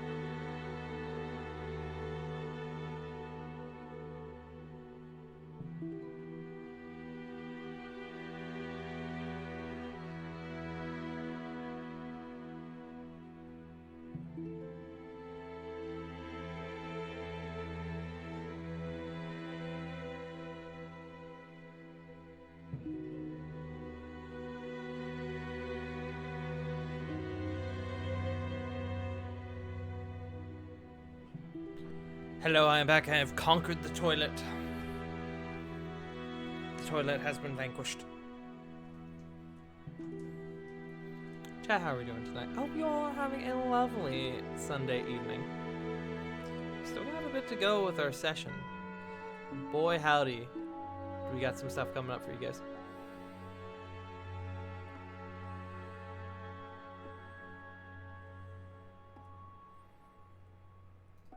Chat, I'm a little hungry. I'm a little peckish, but that's fine. I will eat after the session is done and not before.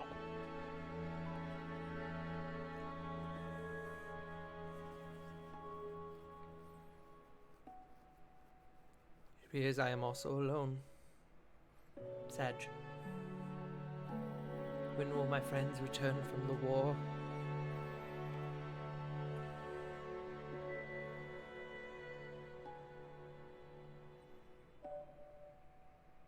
I guess I could start pulling up music for whatever's next. Punk, are you typing in the chat but not communicating with me? How dare you? Hello, I am back. Hello. And I forgot that I was on push to talk again. There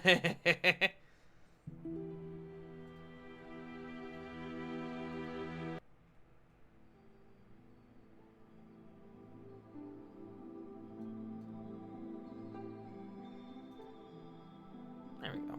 Some new music for what's coming up next. I guess I should go ahead and roll whoever's gonna be next. Corey's already gone. Yes, I see. Okay. We get to learn what Sigmodus was doing for 3 weeks. True!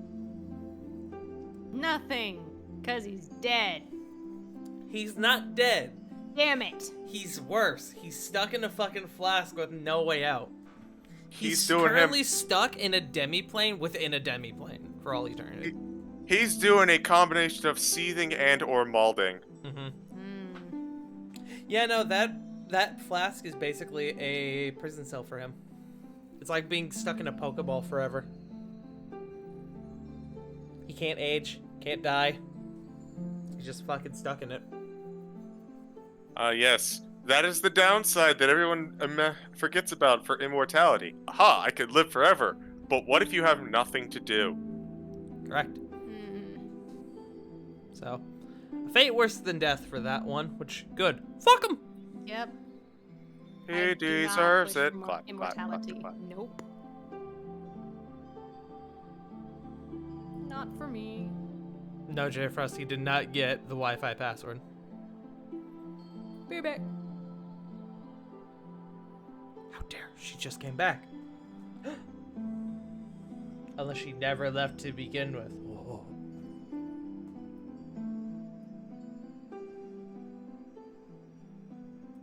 I'm back. Hello, how are you feeling? Emotional damage. Emotional damage. You broke in the me. most literal sense. You fucking made Dramatic. me cry. Good.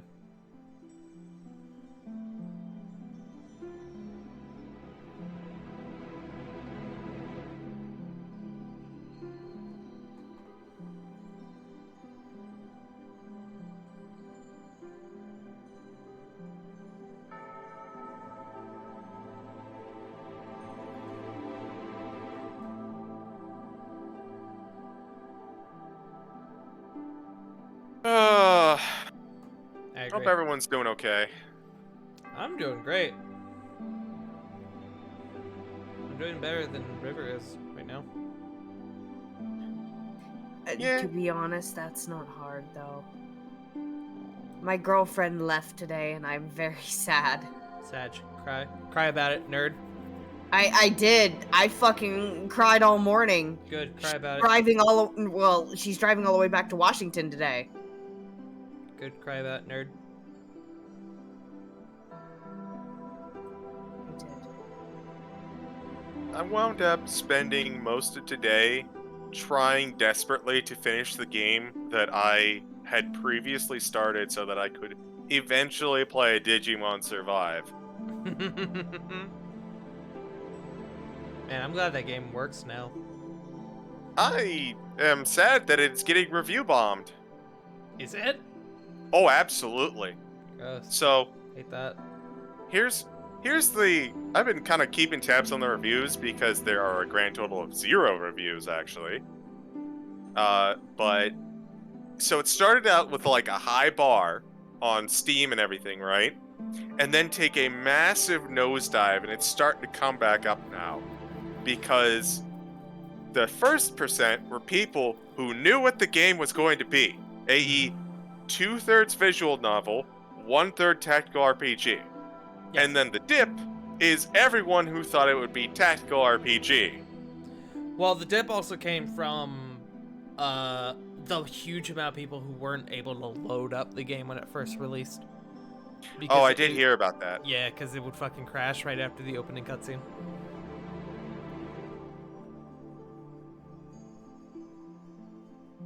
But now it's doing fine. What game we talking about? Yeah. Digimon Survive. Oh. I know, bought it had that game. It had a rough launch. Yeah, I bought that game regardless just because, for one thing, it seemed solid, but I also just want to support Bamkai Nando, to make Cheeky uh, Nandos! Sorry, continue. Yeah, that's fine. To make more Digimon games and more effort into it and support this poor game that got stuck in development hell. Yeah. Yeah. Also, random thing aside, I'm looking at my D10. It goes 17359. Then the other one goes 04628. Weird. I wonder if all mine are like that.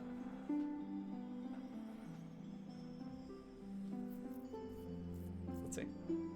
Nope, this one is 02468. And the other one's 13579.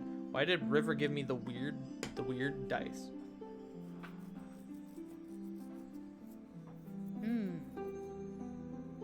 Curious. Alright, quick, roll call. CG. Eh? J Frost. Beep. Punk. Hi. River. Sarah. Yeah. Hey, you're good to continue. Up next, let's go and take a wee little visit with our favorite lizard. What's Toshi doing right now? No, I'm just kidding. Ouch. Oof, my soul. Flit, You're right, though. Flit, you wake up the morning after your trip to Maggots. What do you feel like doing? What do you wish to do? I know you had a few things in mind. Well, for a second she thought about visiting Reno, but remembered that after last night he was probably pretty busy. So she's gonna follow up and talk with Diana, like she mentioned. Okay. Conveniently, you bump into Diana and Corey, who have a broken or a ripped stuffed toy, which you fix. You can you mentioned to Diana right before they go that you wish to speak with her whenever she has a moment, and later in the day she comes back to see you once again. Hi, Diana.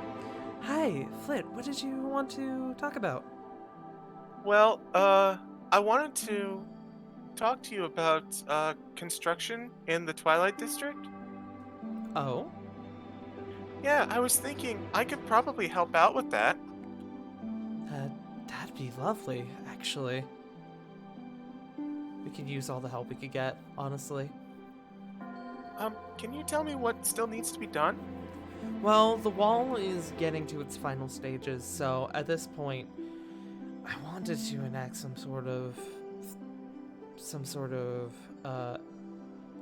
act where we were able to start building proper housing for folks, but due to the numbers and the limited space, as well as increasingly dwindling supplies, it's been difficult to get that push forward. But I suppose you are a druid, so I don't think it would be too much of an issue to get supplies from you, wouldn't it? I can provide supplies. I can also help work with the construction if needed. It would be wonderful, Flit. You'd be doing me a huge service.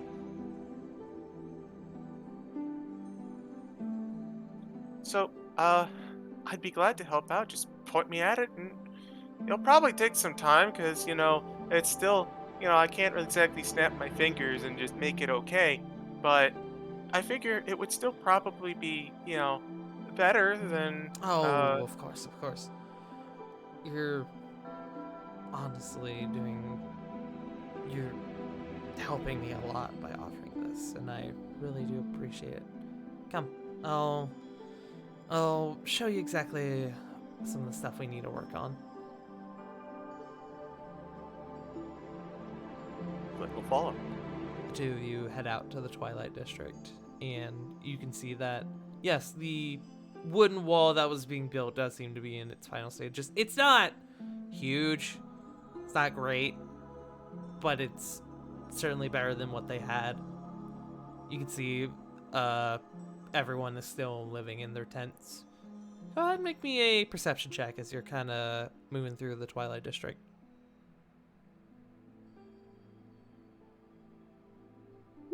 My lizard eyes see a 20. You actually look over and you see a very, very young goblin girl passing out what appears to be cups of either coffee or tea to some of the what appears to be primarily parents as she passes by them. You recognize this goblin as Phileet. Oh. Flit will just kind of tap Diana as I assume she's being led through, and just, grab her attention. Just, I'll be right back. I just want to say hi to someone. Yes, of course. And she's gonna walk on over to Phileet, just kind of come up behind. Can I have some water? Let's see if she recognizes your voice before she sees you. You see her stop, and she excitedly turns around. Hi, Flit. Hi, Phileet. I don't have water, but I have tea and I have coffee. I'll have some tea. She sort of holds the tray up to you, and you can see there seems to be a couple mugs on one side and then a couple mugs on the other. One looks to be very obviously tea. It's still got like the tea bag in it, and then the other one is coffee. Gotcha. How are you holding up? I'm okay. It's cold, and I feel bad for all these people, but we're doing good. Skrillex is over there yelling at some people to get some of the families more supplies. I think she also mentioned going into town for a supply run. I don't know how she's gonna do it though. We don't have a lot of money. Flit would just kind of give a gentle smile. Oh, don't worry about it. I think I can help out with some of that. You can? Yeah. And she is going to just kind of like do a little druid crafting in the dirt to pop a flower. Just says, there's a couple little tricks I know. Might be a good way to help these people. She looks at the flower excitedly as you magically grew it in front of her very eyes. Okay.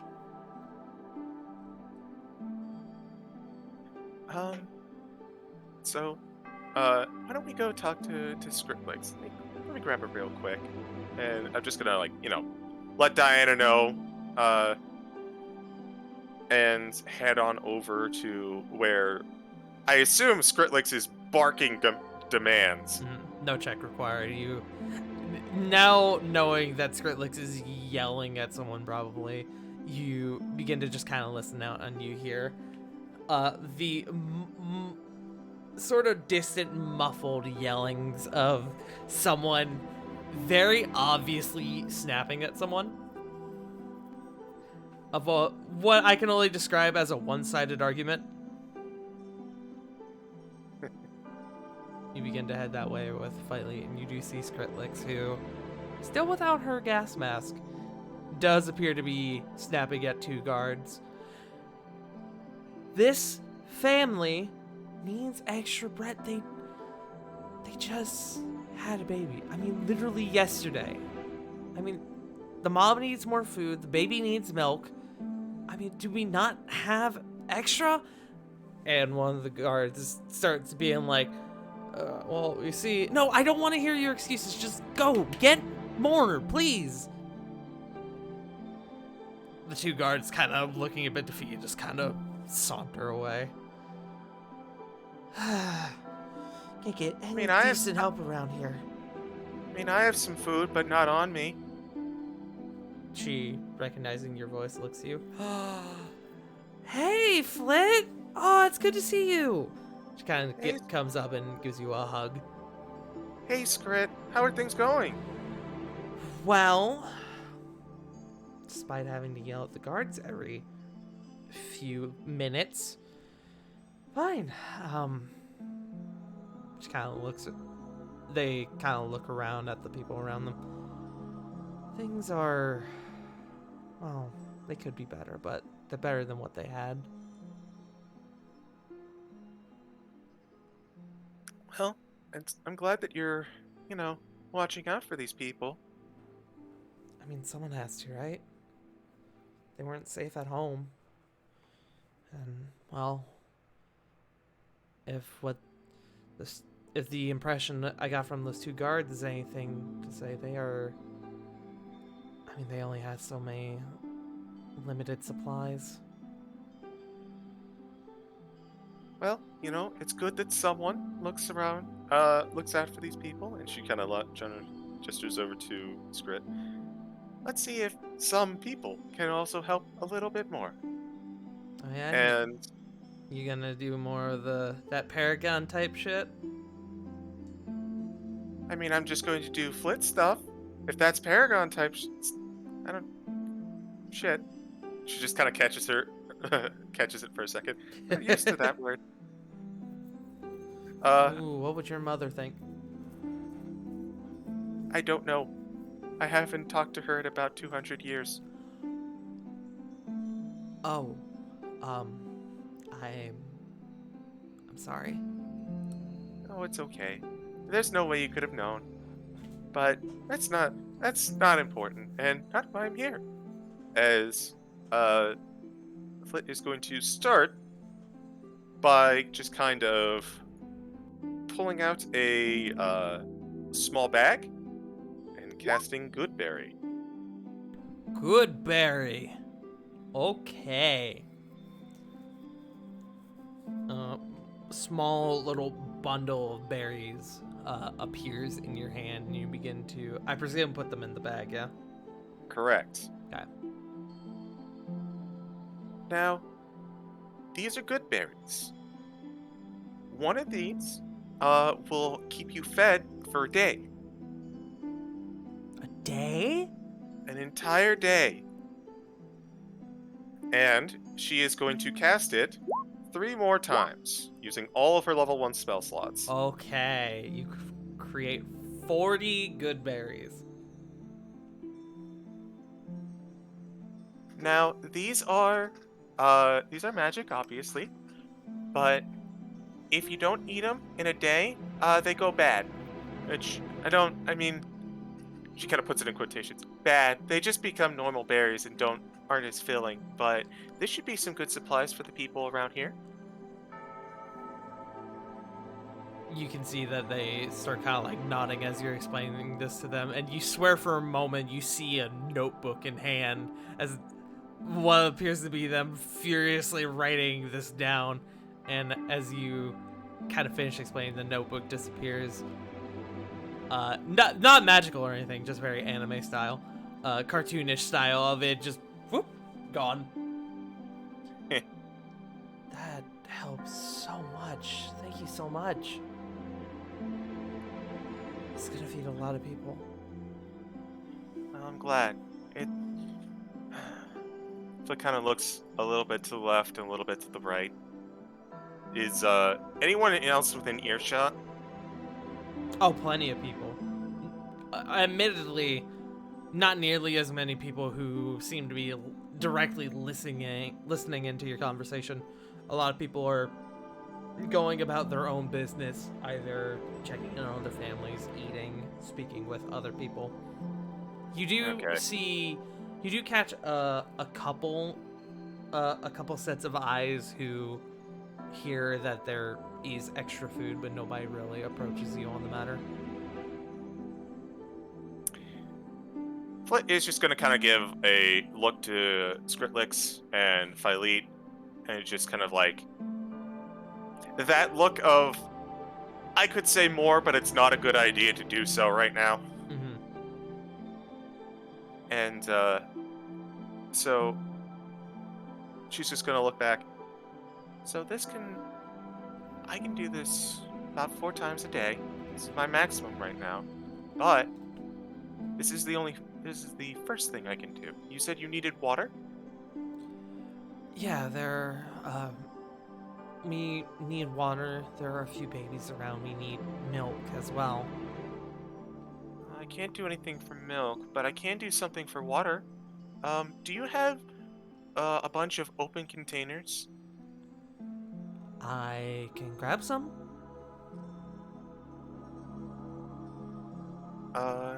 And so Flit is going to, as they gather a bunch of like open containers, maybe even like a big area, she's going to cast at 2nd level, because all my level 1s are gone, Create or Destroy Water. And I I'm going to destroy create all the water. I Ha! shall suck the life force from you! Yes! Oh dear God! A lich zerd. A lich zerd. Oh, that's an idea for later. Anyways. You're welcome.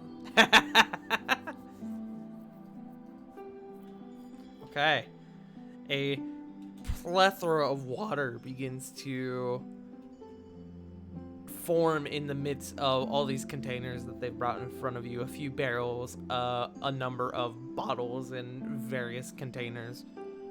And suddenly, there is a whole 10 gallons of extra clean water for people to drink. Actually, because I upcast it, Oh, there it's is 20. So, Oh, okay.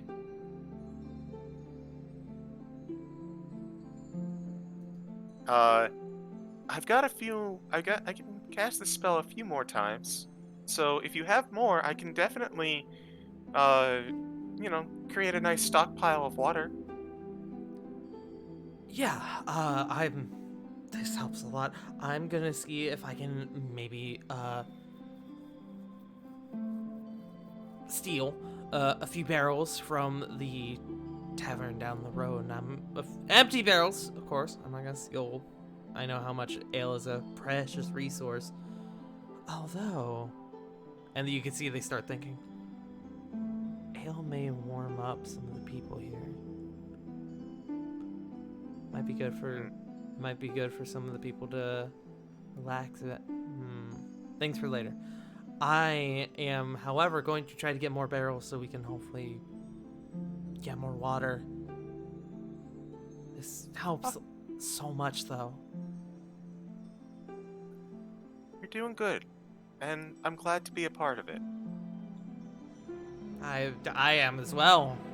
I mean, think about all the people you just helped in so, well, easily.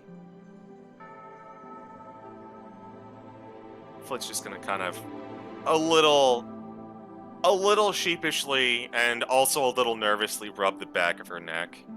Yeah, just everything's been so crazy with what I've been doing recently. I didn't have time to swing on by here, and I feel kind of bad about that. No, don't.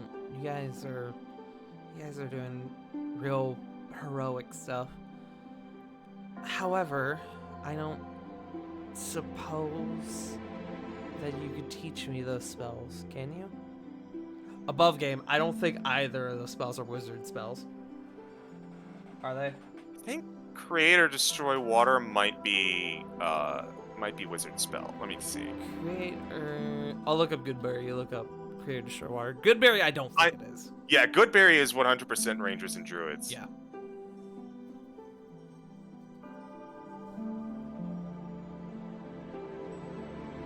It is Cleric and Druid only, which does mean that a lot of the clerics have access to it.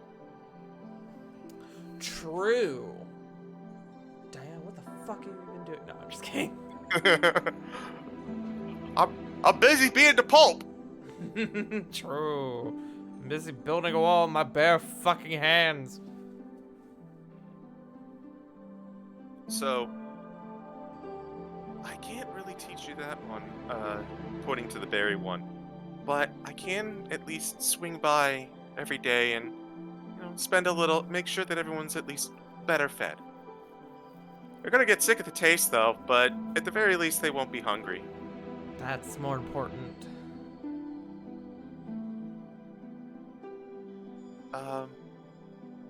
Actually, Scritlix, I had a thought. Oh, yeah? Obviously, this work is important, and she kind of gestures to everyone. And this should be addressed first, and you're doing, the important thing right now. But have you given any thoughts of what you're gonna do afterwards? You see, they sort of think for a few moments. That's a good question. I mean, obviously, I would like to go out and explore and do stuff with Philete. And Philete kind of smiles at that. But, I mean, she's still pretty young, and, I mean, we seem to be in at least a pretty steady routine here. So I don't know yet. I think we may end up being here for a while, actually. As for after, I don't know. I don't know yet. Well, I had a thought, and I was thinking, you're looking for spells to add to your book there, yeah? Yeah. I can't really help you with that, directly, but I think I know someone in town who might be, willing to help you out. They're a, collector of sorts of magical items. Oh? Yeah,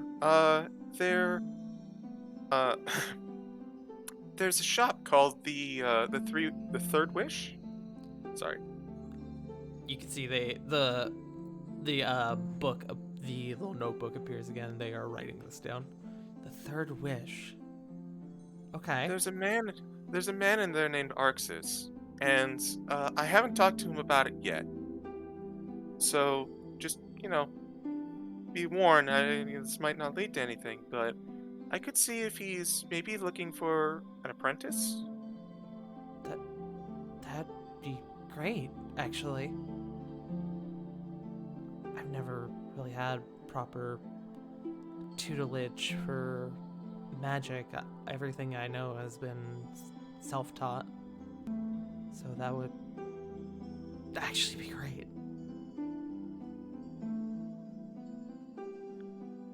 Alright, I can swing by and, see if maybe he's interested as well, and thinks about it for a second.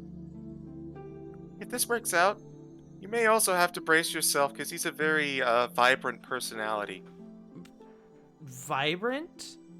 What's that? What do you mean vibrant? Let's see, you remember Corvin, our bard friend? I do. Imagine if he was even more Corvin. I'm not sure I want this anymore. Not that your friend Corvin is bad or anything, just that sounds like a lot. It can be, but I just wanted to let you know what, as much as you'd be getting into. And it doesn't have to be right now, of course. This, she kind of gestures around. This should come first anyways. But I wanted to float the idea around and see if maybe you were interested. Yeah, that sounds good. Thank you, Flit. I really appreciate you looking out for us. When you come to a place you haven't been, just kind of like tossed into the winds, and you just kind of find yourself at their mercy, sometimes it's... Let's just say that I really wish that I had a hand when I was in that scenario. Speaking for personal experience, yeah? Well, I wasn't exactly... Well, I was, and then I wasn't, and then I was, dumped back in here in this part of the world, and I was fortunate enough to eventually find my friends, but I had to, scrounge and make my way for quite a while, and, I look at the two of you, and she kind of looks over to Filey, and I kinda You see... look at Filey, and you can see that they have tuned out of this conversation as they are giggling, as a strange lump seems to be making its way around her clothes, and she's kind of like moving around in circles and kind of like giggling. And you watch this for a moment or two, and then you see a small lizard friend in Toshi pop up from on the inside of Filey's jacket. Kind of poke his head out, look around. Filey's still giggling. Flit's gonna walk on over and just kind of like lightly hold her hand out for Toshi to kind of jump on. By the way, is Toshi a vibrant green color right now? Yes, actually, because of Filey, more of a mold green color, kind of like a not quite deep grass, but almost like mold. I hate the word mold because it sounds like a mold, and I don't like mold. Mold is gross. True. But as Toshi just kind of jumps back onto Flit's hand, he switches back to that red and blue coloration. And she's going to say, "Oh, Toshi here's one of my very closest friends. It's very special. Maybe I'll show you exactly how special next time. But that's something to look forward to later, Filey." Do you think I could have a special friend like that one day? Flit is going to lean down and just kind of like let Toshi kind of run around on their person again. And just, I think you already do. She smiles, and Toshi actually like comes down to her hand as she sort of like lifts it up in front of her. And then you watch as Toshi strikes, and he lems her on the nose. She giggles.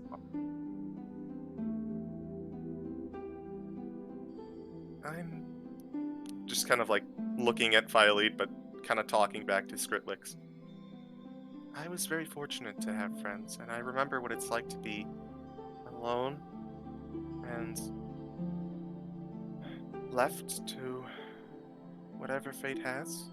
So when you both came with me and we kind of set you up in the Twilight District, I wanted to make sure that you were in a better spot than I was.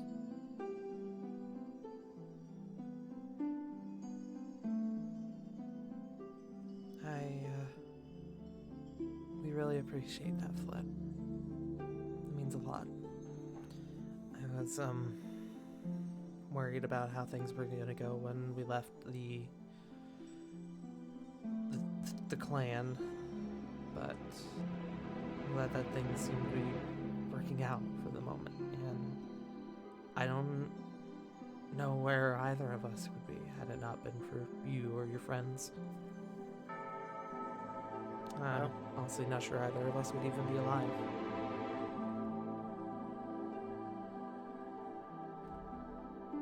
Something that someone I met recently told me is that there's a lot of different ways that life can go and lead to many different branches. And we're at a privilege to be in the one that we're currently in and now, so we should make the most of it, right?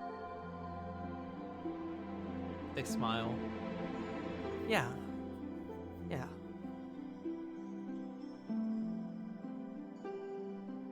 Now, I will be back. I have something else to do that I can do to help out these people, and I believe you. And she kind of looks on over to Skritlix. I believe you have some more containers to find, yes? That I do. I have containers to find and potential ale to steal. So I'm going to...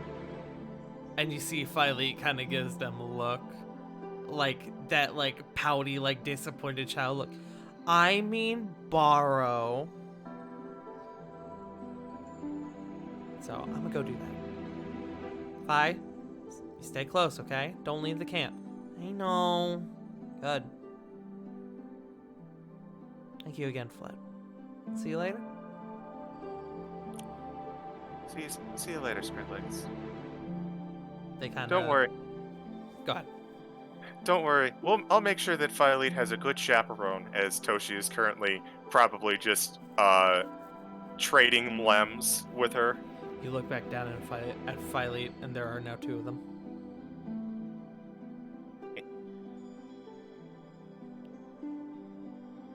Like, almost immediately after Skrit turns around and begins heading away, you look and there are 2 Fileets now. And Fileet is... the 2 Fileets in equal amazement. Whoa! How'd you do Spike. that? You two have fun, okay? I'll be right back. They both turn and nod at you excitedly. And then they both begin to run. Flit is finally going to rejoin Diana, who I assume has wandered off to take care of other measures at this point. You actually look and you catch her gaze as it seems like she's been kind of eyeing this interaction for an unknown amount of time. She smiles as you approach. They're doing really well here. Skritlix has been very, very helpful. More than I can even properly express. Glad. You know, she could probably give a whole bunch of people a real kick in the pants that they needed. That, yeah. Yeah. True. I told them I saw a little of myself in them, but, you know, that's not the only reason. Sometimes, you don't need a reason, and just having one makes it better. She smiles. She kind of puts her hand on your arm. I agree.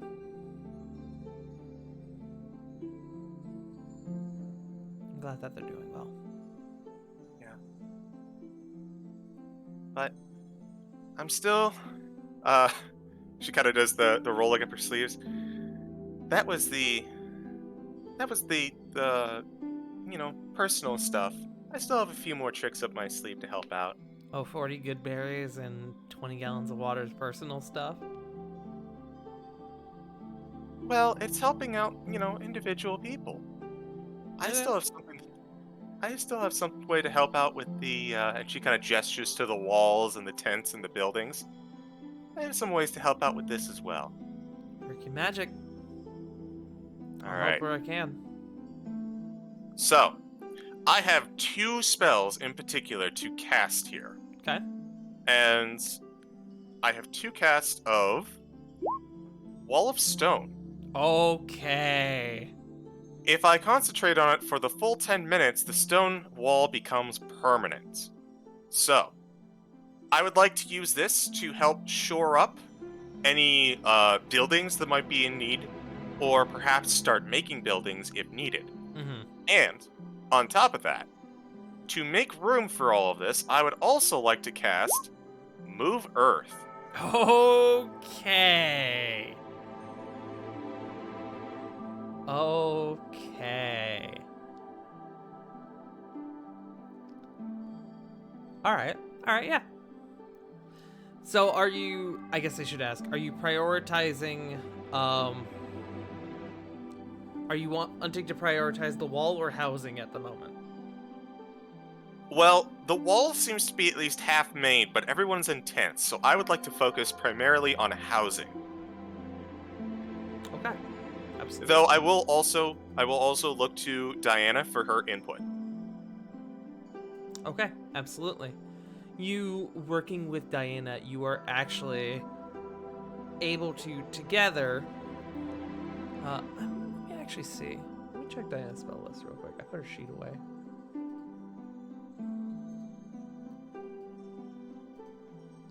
Vingus. Let's see. What level is Wallstone? This actually reminds me, I didn't give Diana your last level up.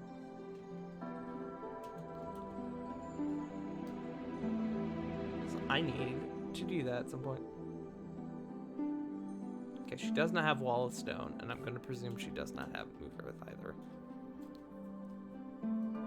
No, she does not. Cool, just double checking.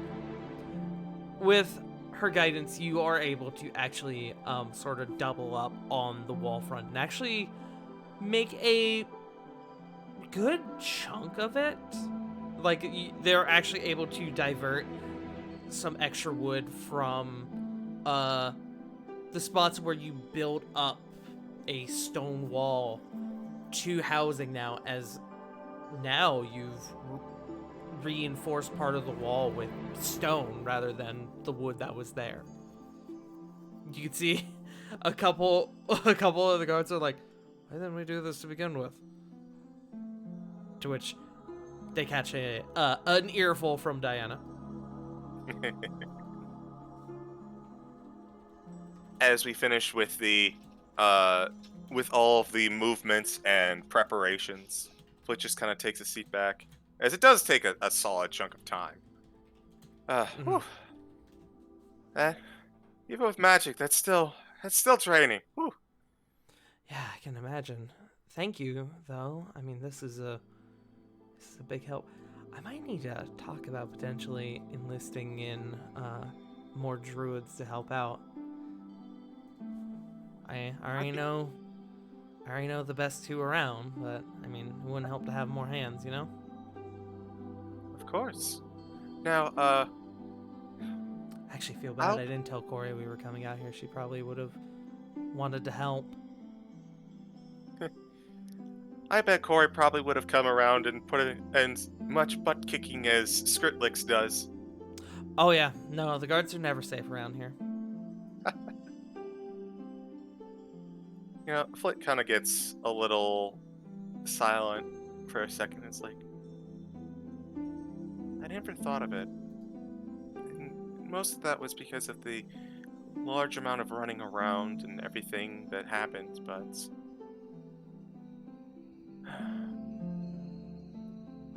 I do feel responsible for this, you know? What do you mean? Remind me if I'm incorrect, Tart, but the district was destroyed in the attack on the city?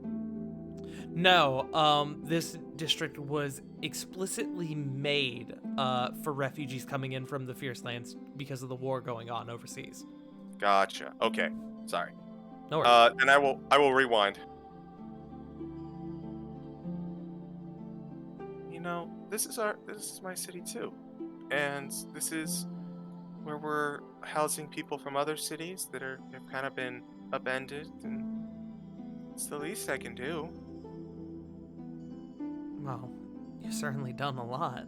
I mean, I really appreciate all the help. This hasn't been easy. I'm always glad to provide it, and I'm not even done. We've got plenty of time as far as I know. I can make sure to help out quite a bit around here. I actually did want to ask, do you have some extra ways you can make fire? We have other ways, but it'd be good to have a few extra hands who could do it, so we can make sure everybody out here is warm until the winter ends. She thinks about it. It doesn't have to be now. that is- But, oh God! I wanted the information. I attack her. Let's see how your hair looks when it's burned down to the scalp. I'm about to fillet me a lizard. She just kind of pulls out Produce Flame. I have this. Unfortunately, I do have fire. And she looks very hesitantly. But, I'm not entirely sure it would be safe. I do have... Fucking J-Frost. that. God damn it, J Frost. Wait, hold on. Not quite there. It's Flitlay Mlemyon. Ha ha! There you go. There you go. We got there. But, I do have... Buff game. I have Wall of Fire. Oh God! That would be probably overkill, though. A little bit. However, so it it's would not- look sweet on my Minecraft world. On my No, Minecraft I got it. wall. I got it. How can you prepare the fire? Like, do you store it? Do you need it immediately? I mean, we have campfires. We have a few braziers that I guess now we can try to put on the wall up top. Kind of looking at the wall that you helped make. You have plenty of Alright. torches. Alright, this is going to be a little scary, but I can get away with it. And I don't like Flit the is way going- you said that. Flit is going to very delicately, but in a controlled way, wild shape into a fire elemental. And light all of the Oh my torches and God. braziers. Okay. Again, Okay. it's overkill, but unlike Wall of Fire, I have control over it. Okay. You wild shape into a fire elemental, and Diana immediately has this look of like, oh no, as she looks around at some of the people who now, admittedly, a few of them are like, a few people begin to freak out, but as you start going around and start lighting up the designated spots for fire, the tension seems to die down relatively quickly as people begin to realize, oh, okay, they're helping. Got it. What's gonna find, after lighting everything, find a nice, safe place and Mhm. return to normal. Diana comes up to you and just is like, please warn me next time before you do that. Sorry, I got inspired and I wasn't thinking. No, I've done it too. Just they're scared, and Yeah. the fire elemental coming out of nowhere is, I mean, it did help, but you know, it's scary. I'll be sure to next time to make sure that we're. Well, I could probably bring a different spell, maybe make it a little easier, but it also kind of overlaps with some of my supplies. So No, I get Uh, that. I've actually been meaning to go to Arxis and see if he has any like scrolls or something that we could use for stuff here, or anything what? really. actually, I was planning on talking to Arxis about something else, but we can take care of that another day. It's getting kind of late. It is getting a bit late now. I also be- don't want to talk to Arxis right now. Wonderful man. He makes me feel some type of way, and I don't like it. He's very horny. Yeah, I'm a little admittedly a little concerned about what I talked to Skritlix about regarding that, but I think they could have a potential interest in magical artifacts, so that might be enough. If Arxis tries to pull any moves on Skritlix, I'm sure he will get what's coming to him. Yeah. Probably from a couple of different sources, actually. Correct. And, As Diana As does the Arthur fist pose. yeah. And kind of like a beat passes, and Flit just thinks, it's been a while. It's been a while since it's just been the two of us. Usually it's everyone together, or, you and Gory, and that's fine. I don't have a problem with that, but, you and I should go out for, I was gonna say drinks, but no, absolutely not. We could go out for funny juice, she says, jokingly. Bad. We could double date now. Flit has that realization. We could. She kind of like puts her hand on your arm. How is that going, by the way? I somewhat recall you saying that you two kissed. Yeah, we did. It Have you talked hasn't to him changed much. since? It hasn't changed much since yesterday when you got very drunk and forgot about it. Look, all right. I didn't know there was alcohol in the funny juice. I thought it was tea. Looked like tea. But so it's been going great, I think. You think? Flick kind of gives a look to Diana. Diana, you know it's Reno, and it's Reno. He's cryptic. I'm pretty sure it's going well, but I can't always. There's always that air of mystery. So. Well, it sounds like you have somewhere you need to be then. She gives you a smile and she lightly pushes you. All right, I guess I'll get going. Oh, don't forget to get Toshi, by the way. Flip blinks a little bit, and then realizes, it's been eerily quiet. That's concerning. Yeah. Flip kind of heads on over to see what kind of nonsense they have been putting together. You go over, and in an odd twist of fate, actually just playing marbles.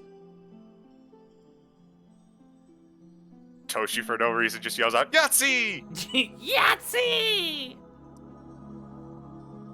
They're gathered around a table. There's another child that has what looks to be like a book in front of them.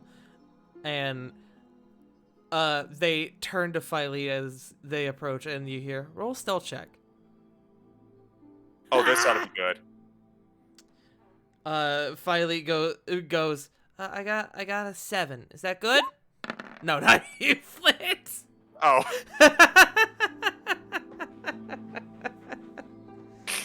I snuck up on him. Now what you were saying makes sense.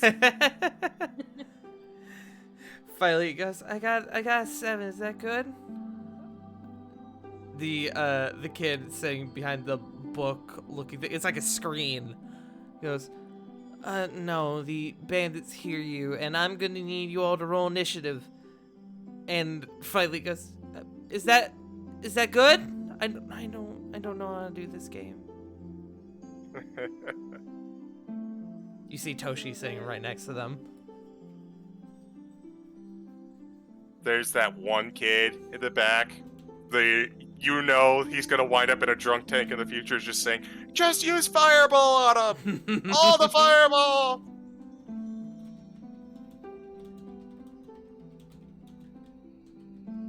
But you do collect Toshi, and you do head off to wherever you plan to go next.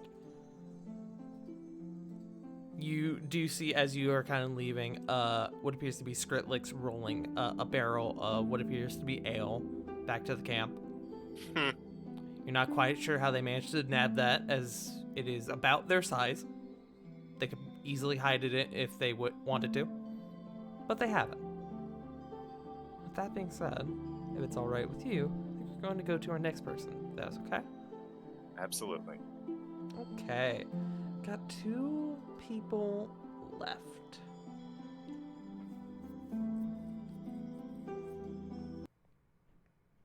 Let's see.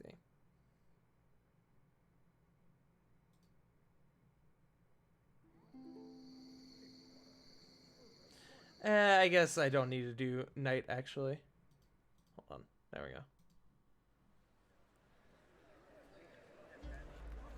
Sarah. The day following Weston's funeral, you are sort of sitting there with almost in a sort of sense of ease. You have the day to do whatever you wish. What would you like to do?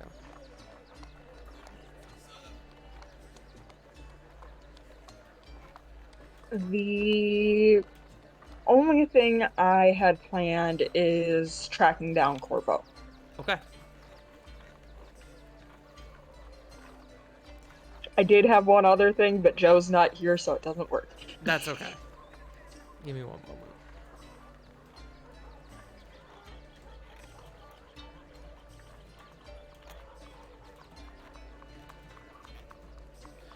Okay. Go ahead and, as you're trying to find Corvo, go ahead and make me just a flat investigation check.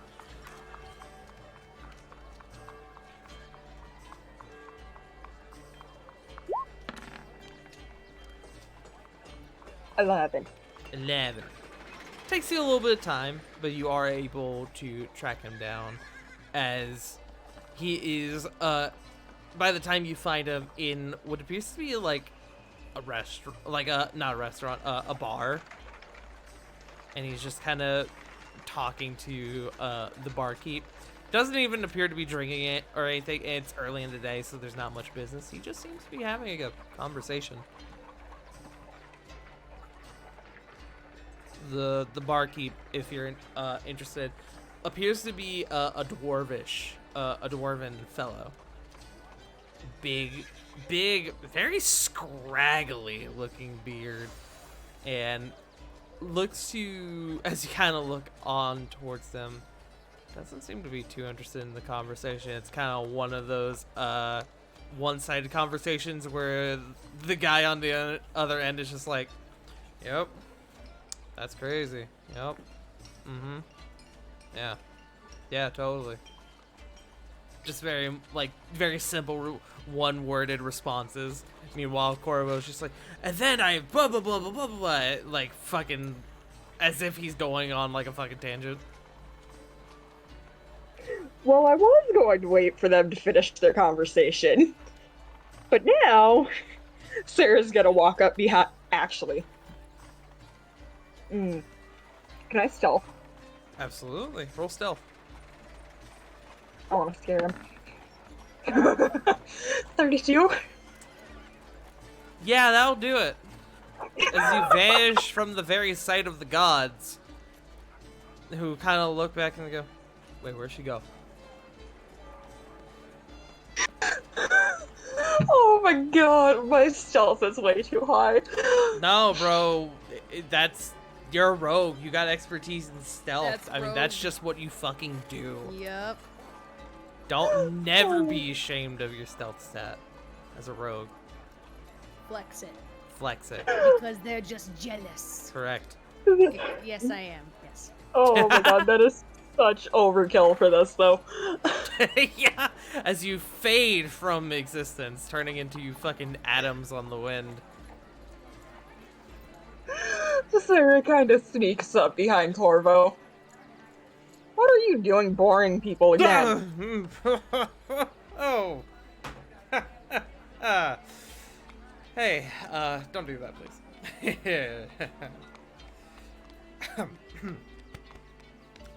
Ooh, got me. Oh, did I scare you, Corvo? Yes, actually, and I'm not ashamed to admit it. Which is why I'm gonna ask you, please, to not do that again. I make no promises. but I'll try. What can I help you with? Sarah will pull out Ivory and show him. I was actually Ooh, hoping fine you'd... piece we got there. She got it. My uncle. Oh, I was My hoping you'd teach me to use condolences. it. It's okay, he's in a better place now. And this time I know that for sure. Good. Good. Glad to hear that. So, would you teach me how to use it? I certainly can. I can. And he kind of rolls his neck, kind of pulls up his sleeves just a little bit, just like the cuffs. And he goes, I'll have to dust off the old teaching persona, but I can certainly give it my best shot. Haha, get it? And he kind of like lightly slaps you on the arm. Shot, get it? Because it's a. You get it. Sarah just reaches over and flicks him. Ouch. Rude. No, I'm just. No puns. I did not come for puns. I get enough of those from fucking Corvin and Rovan. Rovan, I expect. Corvin? I don't know. Corvin seems like he has too much class for puns. He's a bard. I don't see what that's. That's stereotyping. Maybe a little bit, but you're not the one that goes adventuring with him. You know what? That's true. Anyways. And he stands up. Thank you for the wonderful conversation. I'm sorry, I don't think I ever got your name. And the bartender goes, you did. Right. Have a good day. And he turns and he starts walking out. Sarah just kind of muffles a laugh and starts following him. The two of you head back up to the castle, and you begin to sort of meet up on the training grounds. Corvo, as you both are there, Corvo pulls out his pistol from his side. Now, the thing to remember with this, it's very loud, it's heavier than you think, and it kicks like a mule. It's very powerful, and if you fuck up, you don't treat it with respect, it will fuck you up. It has no allies, it has no enemies. It only has what's on the other end of the barrel. Noted. That being said, and you watch as he aims past you and he fires, and you feel a ringing in your ears as you feel like the tinnitus immediately set in on your right side. The what? Tinnitus, you know, like that ringing in your ears. Mop. Mop. Oh! Mop. I didn't know that had an actual name. Correct. Yes, it does. Neat.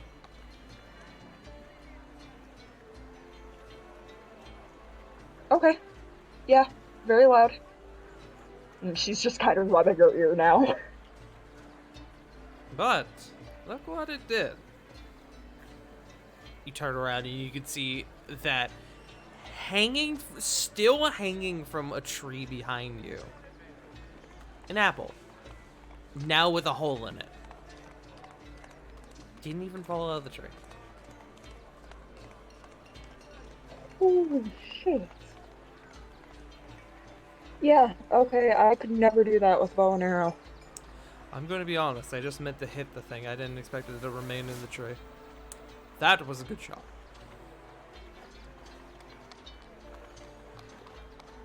Way to sell yourself short? Oh, I expect the universe to humble me at every waking moment. And if it doesn't, I do it myself. I live a much sadder life than you expect. he says with a very friendly smile. No problem. Oh. Punk. Just About game sidestep question. that shit. That was so good. That was very reminiscent of Flit last session being like, yeah, that's not my problem.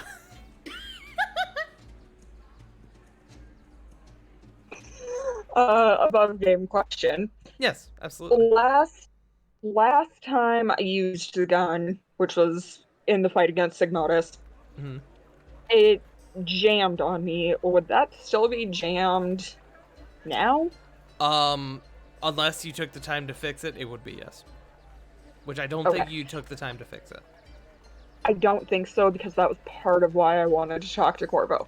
Mhm. So, back in character. So, how do I unjam it? How do you unjam it? How many times have you used this thing?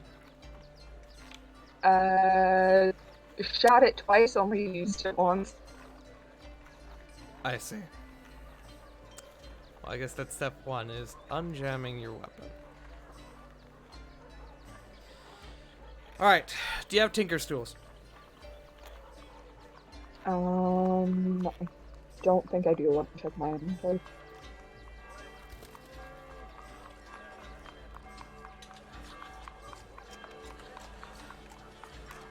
I do not. I have these tools. I see. Then that is our first step, is getting you Tinker's tools. I have a set that you can borrow for now. I won't need these back, of course. You can get them at really any place, any general store. They're not too expensive. However, they are crucial when it comes to unjamming your weapon. So what we're going to have to teach you first is how to use these properly. And then we can get to the fun part, teaching you how to shoot. Which, truth be told, I don't, with your track record, shouldn't be too difficult. However, you have to make sure you don't hit your allies. I see in Corvin's list. I really need to grab and burn that thing. Good luck. I wish you luck with that. That may be harder than Zignotus himself to get that away from Corvin. I'm a rogue. You really think I can't do it?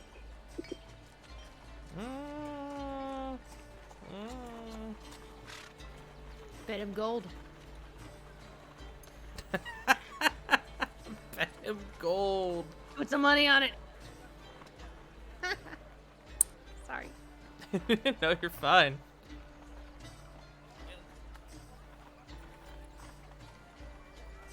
But yes, let me begin to teach you the ins and outs.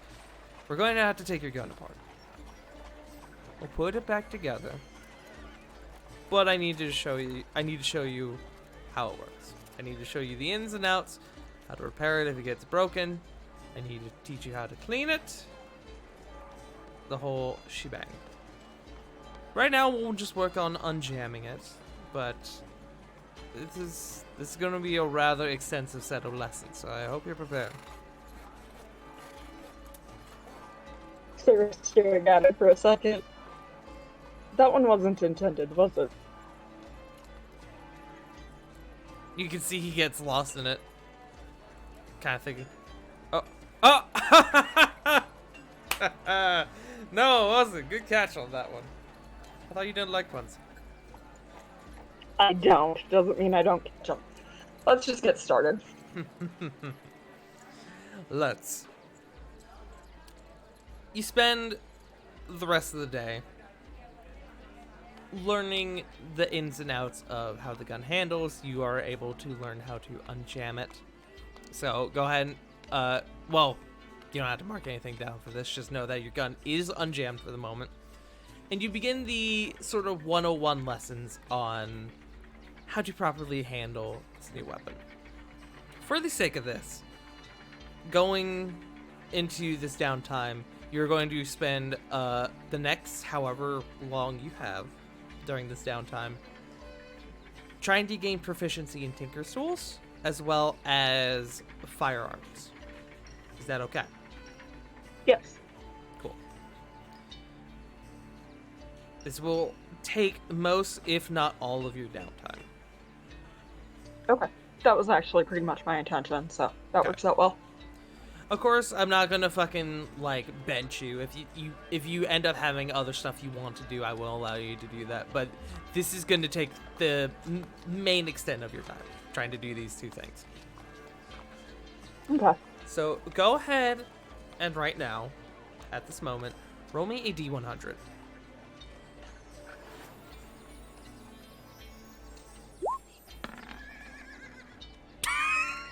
Are you serious? I see. How the fuck? You know, One. part of me for a moment was super hopeful that it was I saw gonna the zeros, be a zero. And I got really excited. Yeah, I thought I was like, ah, I was fuck. sitting here like, if that other zero comes up, I'm gonna shit my pants. Okay. The first day is rough. You complete 1% of your training. Oh my god. But 1% is better than 0%.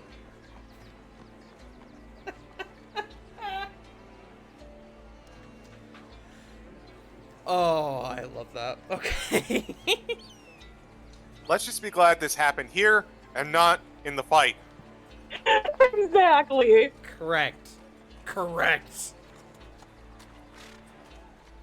Oh. Okay. But with that being said, is it okay if I move on to our last character, Sarah? Yeah, of course. Okay.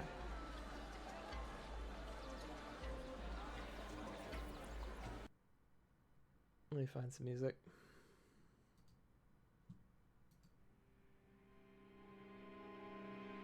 Ravon. Following your sort of romantic rendezvous that you had with Kieran, you feel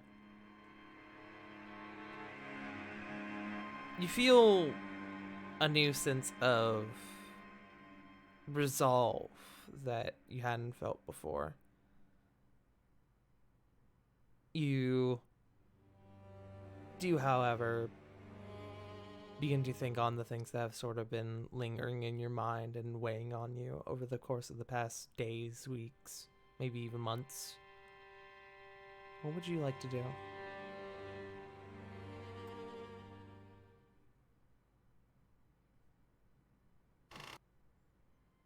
If this is during the daytime, Ravon is going to do extreme amounts of training. If this is during the nighttime, Ravon would like to privately take a flight out Mm-hmm. to the peak where him and his dad had their last conversation. Okay. You spend the most of the day sort of lost in your own thoughts. You begin to train, honing your skills, and in more than one incident, perhaps going a bit too far and utterly obliterating the targets in front of you. The dummies, the targets. You almost feel rageful in a way, with the thoughts of what your father said to you still lingering in your mind. You can feel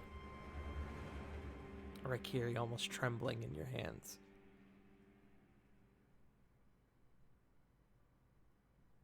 As night comes, you finally unable to sort of put your thoughts aside. You grab the griffin that you are familiar with and you fly out to Storm Killer Peak.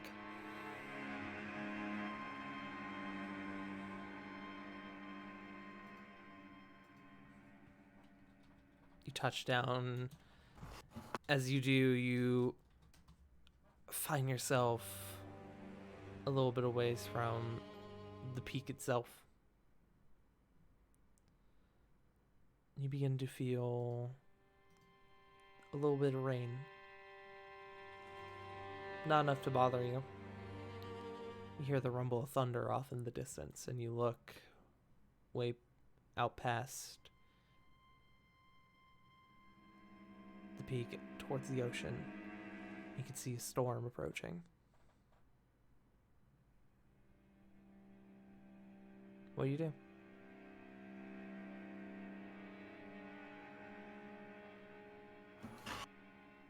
Ravon, at this point, is sitting close to the edge. He's not gonna sit in an area where it's gonna be too dangerous, but he's overlooking all this. Just letting the rain wash over. And internally, Ravon is piecing everything back.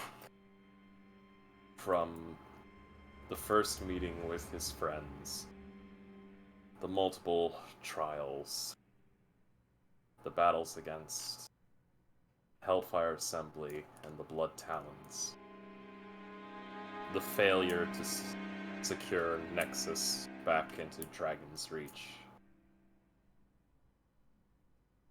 the repeated deaths, the betrayal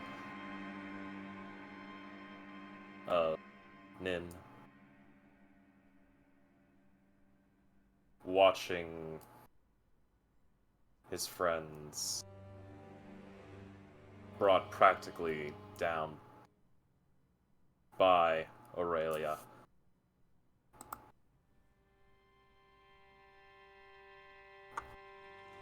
And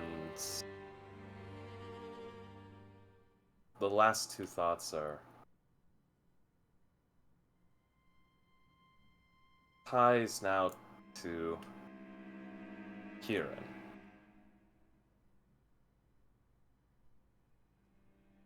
And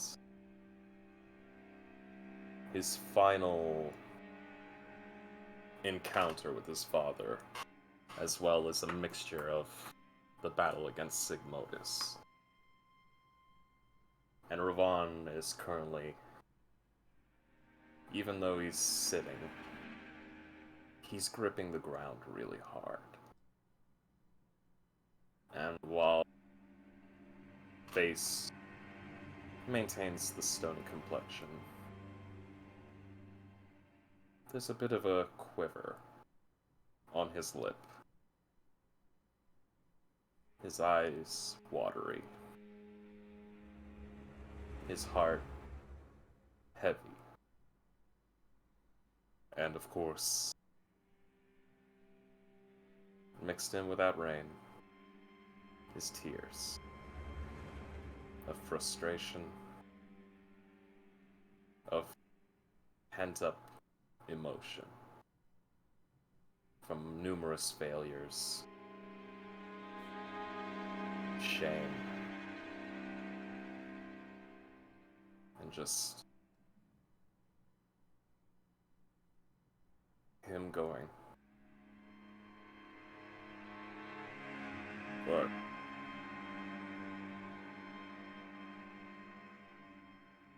must fate be cruel?"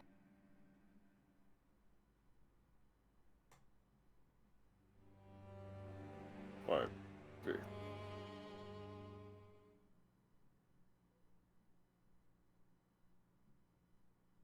Atlas, I beg of you. Olympus, I beseech you.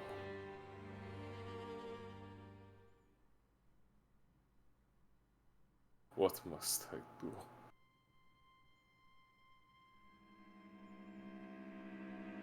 I've sworn an oath of the rivers. I have more to lose now than ever. I can't. Please. Please. As your tears begin to mix with the fall of the rain upon your face,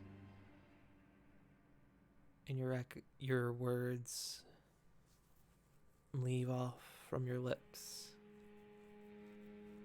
into the distance, there's nothing but silence as you wait for something, some sign to come before you from Atlas or Olympus. Some sign that can set you down upon the proper path. There's nothing. You wait and wait. You watch as from around you, walks a small kitsune spirit. Raikiri comes and sits in front of you. You'd see Raikiri has never been able to speak, but you've always had this sort of emotional connection, a sort of understanding that you're able to tell what's thinking. It can sense your emotional anguish. The rain lightly patters against the small electric form and begins to evaporate among its form. The rain begins to pick up a bit more. The rumble of thunder growing louder, closer. Raikiri sits and looks at you. What do you do? He just looks at Raikiri and it's...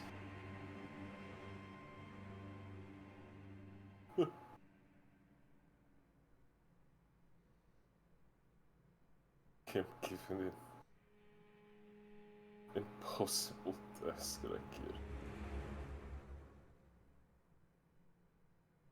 To protect this world and all I love, I must kill my own father.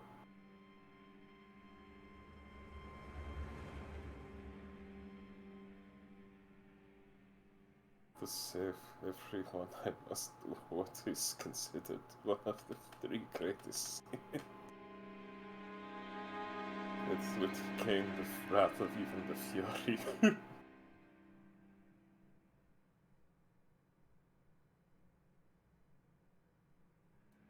You begin to feel the chill of the wind.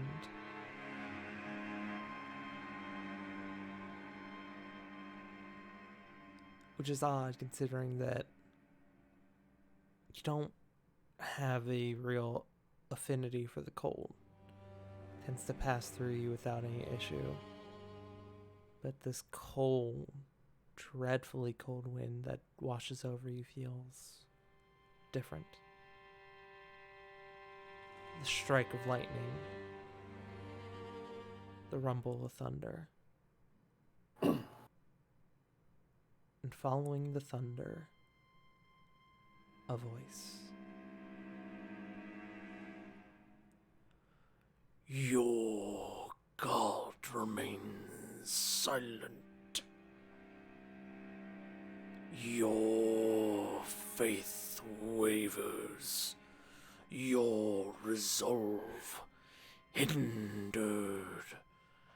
But even now, through all trials and tribulations, yet still you stand.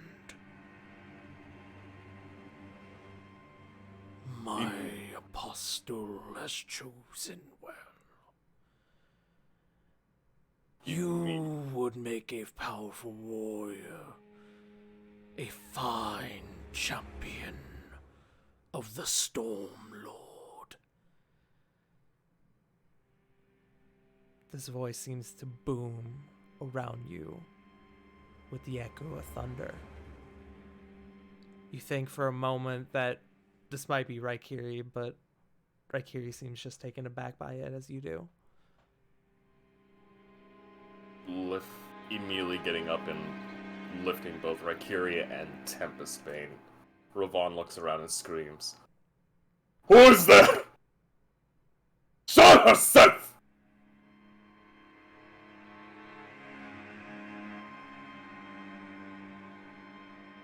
The Eye of the Storm is a powerful thing. The Maelstrom, a powerful tool. Ravon, you begin to turn and you look towards the sky, and deep within the clouds, you see a face. Bold, strong, beard made of clouds. Make me a religion check. Got it. Religion.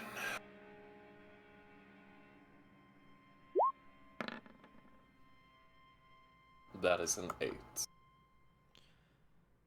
You think for a few moments that Olympus has come to you.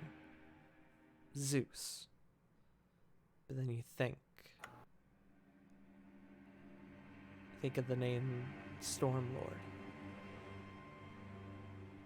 And in a sort of quiet contemplation, you come to the conclusion that this, in fact, is not Zeus.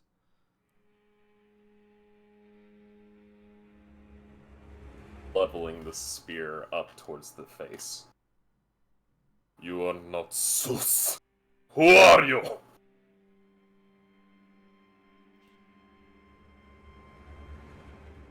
I am that which calls the storms. I am that which can grant you the power you need for your quest. I am that which crafted what you now hold.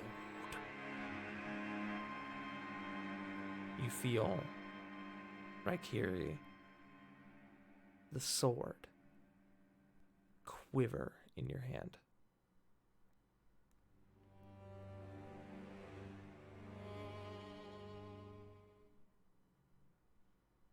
And what do you want? What must I do? I am to take up your power. Such strengths are never given freely. There is always a price. All I ask is that you renounce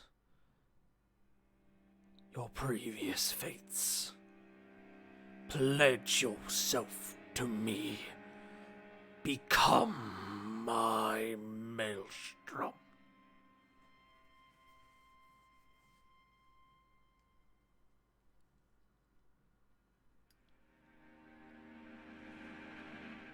Renounce my faith.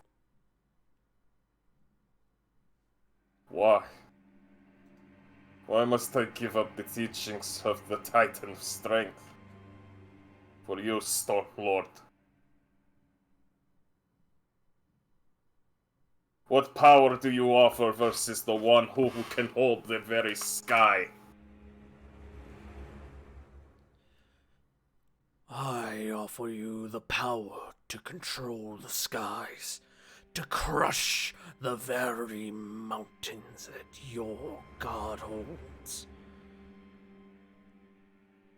All I ask is for a powerful warrior in my stead. one that will provide divine judgment to those that would threaten this world. And what I hold dear, what you hold dear.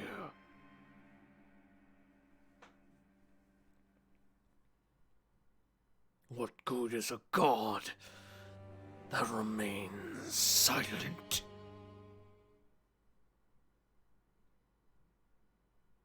Tart, may I make an insight attempt? Yes, what are you trying to insight? A being like this trying to get me to renounce my faith. Mhm. That's... Even though Ravon isn't brushed up on religion as much, Mhm. that to break an oath like that is basically as equivalent to a death sentence by breaking an oath on the river Styx. It is essentially the ultimate sin, yes. That you would know. Mm-hmm. You would have me commit the greatest sin of treachery. Every god, the fates themselves would come after me. The Furies, Tartarus itself would rise. Even you do not possess that power. I offer the power for you to do what must be done. To vanquish the shadows that haunt you so.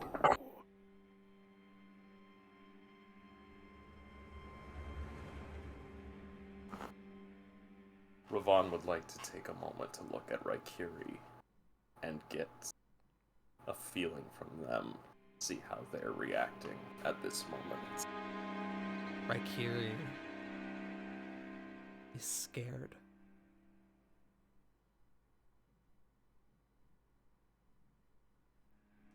Simply that.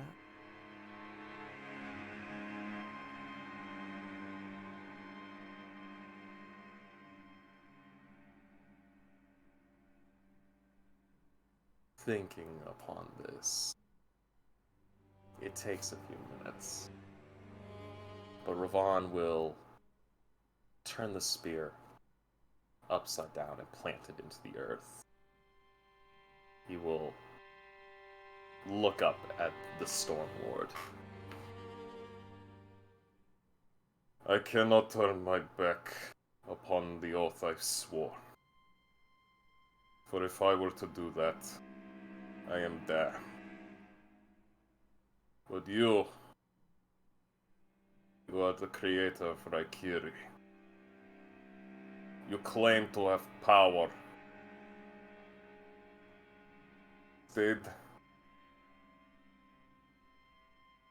I make an offer of my own. I will not abandon the tenets of Atlas. My oath of glory. But I will pledge.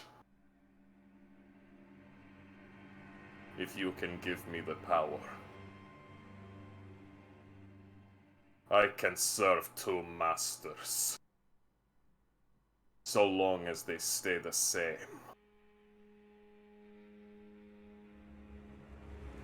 Make me a persuasion check. Flat. You got it. I am prepping up the brooch just in case I fuck up. Okay.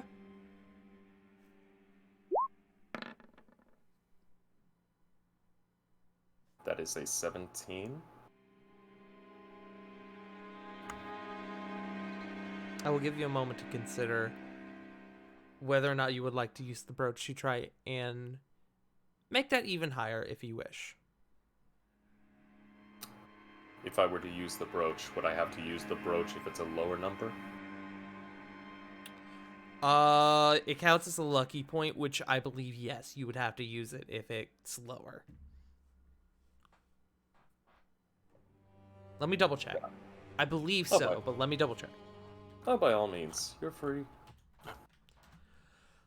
You choose to spend one. That didn't help me. Cool, thanks.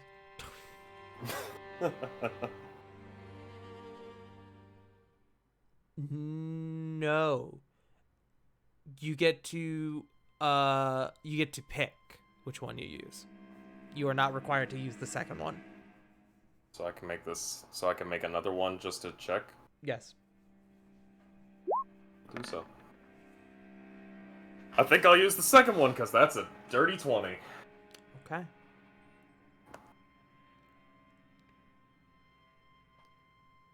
The storm rumbles loudly. More lightning begins to cascade. A bolt of lightning strikes the ground some 20 odd feet away from you. Your god stands quiet, but even so, you stand with him. This quality, this patience is admirable.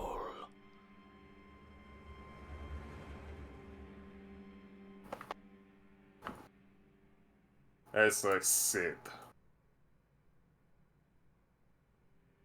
Atlas is the pillar that holds the sky. He holds the power to keep Oranos at bay from Gaia. So give me the power that Oranos himself gets. Heaven and earth combined. Primordial power.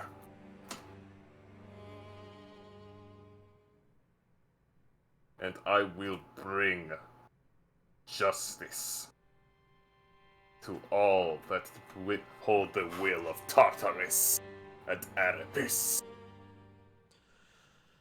I will not grant you power. However,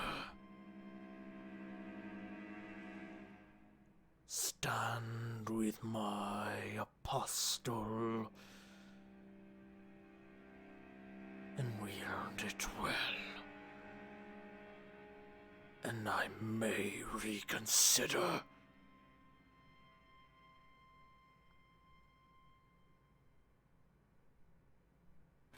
Rakiri has served well. You will see.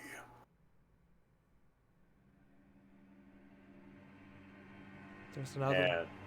Go ahead. Go ahead. Oh, I was just gonna say, he will lift both Rakiri and Tempestbane up into a point where both the tips of the blades are connected. Okay. I swear this upon the river Styx.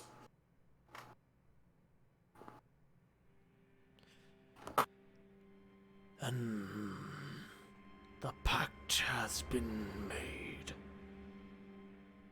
Right well, warrior. I hope you can impress me. And as a final roll of thunder shakes you to your very core, the clouds, the face,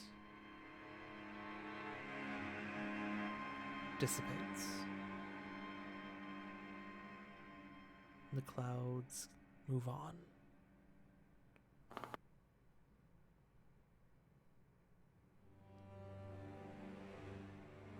As you stand there,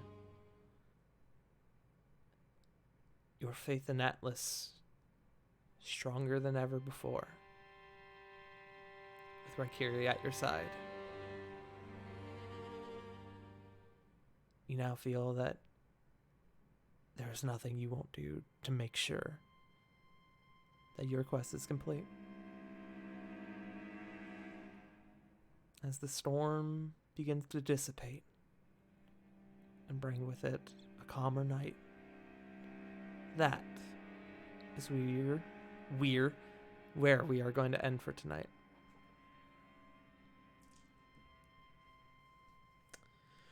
Homie, you just tried to bargain with Cord. I fucking adore you, bro. Hey, man. Emotional states can lead to extreme highs. Yeah, so I wanted to be known that Jay said... Let me find her DMs. Hold on. Jay Frost said, essentially, the only thing I want to do during the downtime is be depressed.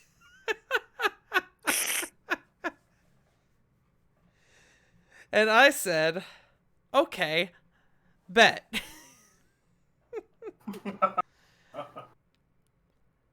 Hooray! Depression has led me to something suicidal. Because nothing is quite as depressing for a paladin more than a crisis of faith.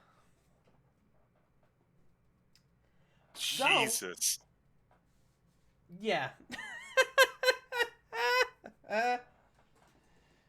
But with that being said, how's everyone feeling?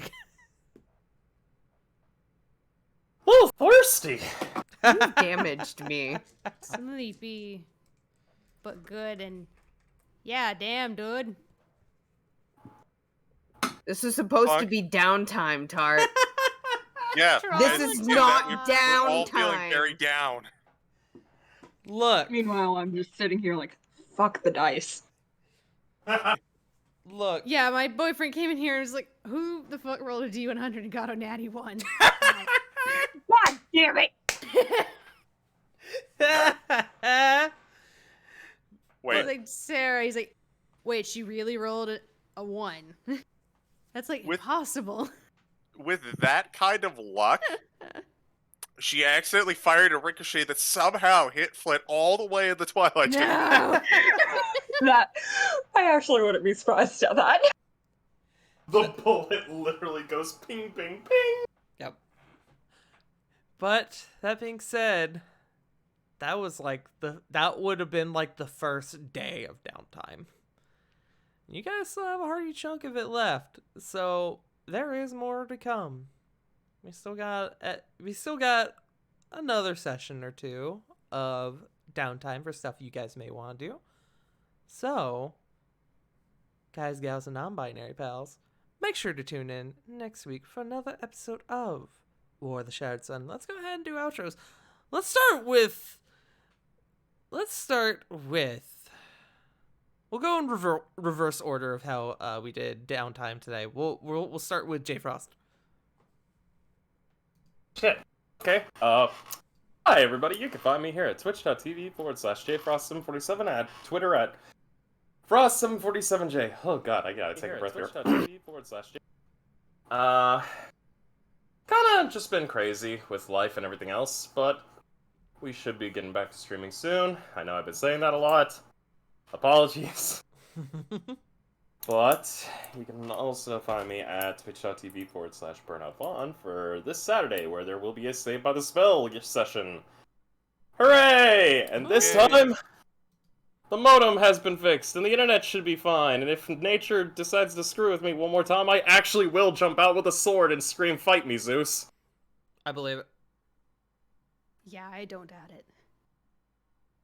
But other than that, nothing else. So excuse me while I shove a bag of shredded cheese into my face and pass it off.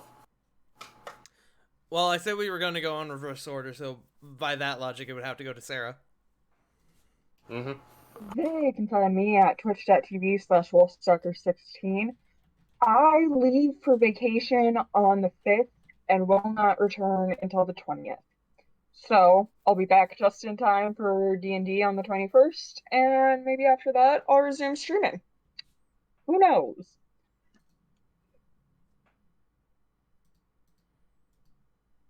Okay. I believe that then goes to Flit. Correct. But if I may make a request of the DM, Mm-hmm. can we shill Joe Mojo first? I was actually going to do it at the end, but if you want to do it now, that's fine. Nope. Just wanted to make sure that we knew to do it. Yes, we are going to make sure it happens. He can't All right. escape even when he's not here. You cannot escape. You did one time, never again. Anyways. Never again. Hello, I'm CG. You can find me nowhere because I don't much care for social media, but you can find me here every every Sunday for War of the Shattered Sun, as well as every other Tuesday on this channel for The Curse of Strahd. It is an off week, so we will be back next week for more fun in the dungeon. In addition to that, you can find me over on Burnout Vaughn's channel for Saved by the Spell, as mentioned. And you can also find me for this month only, the Pact Tactics, an all-Warlock campaign run on Burnout Vaughn's channel. Dude, I'm so starring fucking myself sad. as the DM, as well as Punkyard Dog, of course. Say hi. Hi. The gasp. That's person. As well as Burnout, of course. Theropod Arts, who is going to be joining us for this month.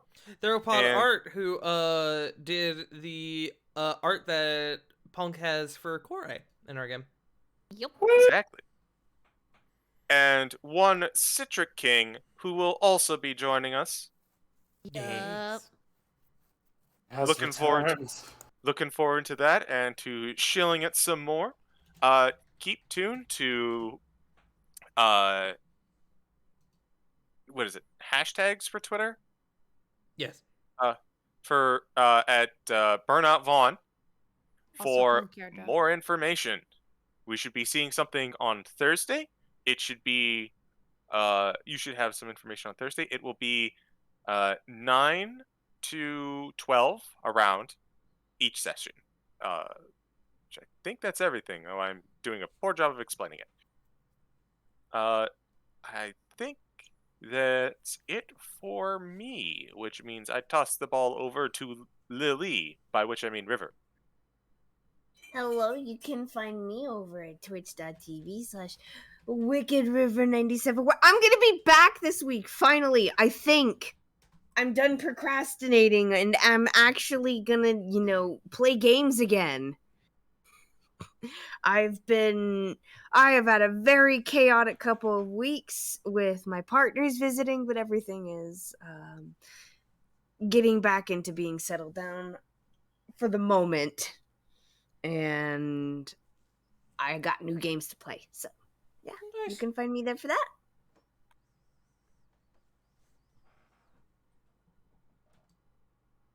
But that's it for me.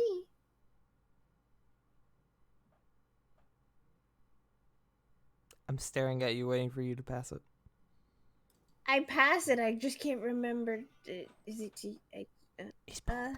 He's Punk. Damn it. He's Punk.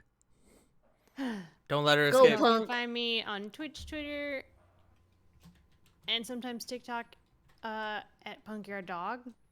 Like CG said, we'll be doing Pack Tactics at twitch.tv/BurnoutVaughn. We also have Bearers of the Torch, our My Hero campaign at Trash King Arisen. I'm also, I think, doing Sucker for Love again with JC Doodles. Yes! Thursday. Or Yeah. not Friday, because that's Thursdays. Pack Tactics. I was about to say that's Sorry. crazy doing two Nope, shut streams up. in one day. Shut up. Yep. So to talk. You can find me at twitch.tv/Joe_Mojo, where I am the host of MNW Firing Line, your one-stop shop for all things Multiverse Nexus Wrestling. For real though, we did unfortunately not have Joe with us tonight, and Joe is likely not going to be with us for the next couple sessions due to some IRL stuff. It's very unfortunate, but we love them, and we are wishing them all the best in this current tough time. But they will be back with us hopefully soon. And until then, we will just have to make do. But make sure to go follow them at twitch.tv/Joe_Mojo or else, or I will harm you. Both body and mind. Hashtag Shoujo. But yes, I guess that leaves me properly this time. You can find me here at twitch.tv/fartingtart, where I recently moved. Ah! Yeah, no, I'm still That's getting right, bitch. I'm still getting settled here. I currently, I believe this week will be getting set up with a second interview for a new job. But yes, I've got a lot going on, and I'm trying to get back into streaming on the regular. But with how things have been, it's been a bit difficult. But I am. If you saw the other day, I did stream the first session of Pokemon Unbound, a Pokemon Fire Red ROM that is really fucking good. And I'm enjoying it a lot, and I plan to do more of it soon. But we also have D&D, a lot of D&D. This week you can find me at twitch.tv/LeJake tomorrow for an episode of Legacy of the Dealbreakers. You can find me this Wednesday at twitch.tv/TrashKingArisen, where we have Bears of the Torch. I believe this is this is off week for our game with Bev, I believe. And then this Saturday, we have another episode of Between the Shadows, our Mass Effect 5e campaign. Our party, stranded on the planet Benning, is currently deep within enemy territory in the midst of a base belonging to the once thought extinct mercenary faction known as the Grim Skulls. What will happen? Who fucking knows? You'll just have to tune in to find out. And then, of course, we have this game next Sunday at 7:30 p.m. Eastern Standard Time every Sunday. We're gonna have to see what happens over the next couple sessions, as it sounds like we're gonna be missing 2 people. I will make do. We will make do. But yeah. Lots of stuff. I think we gotta raid someone. I think I know who we're going to raid. We are going to raid my buddy Patrick, Zelda Freak, who has a birthday today. Oh shit. Go wish Hap's birth. Happy birthday! So go send them some love. Let him know who sent you. Tell him happy birthday, or I will harm you bodily. And remember, as always, Black Lives Matter, Trans Lives Matter, stop Asian hate, and most importantly, you matter. We love you all, and we will see you all next time. Bye-bye! Bye. Adios! Bye.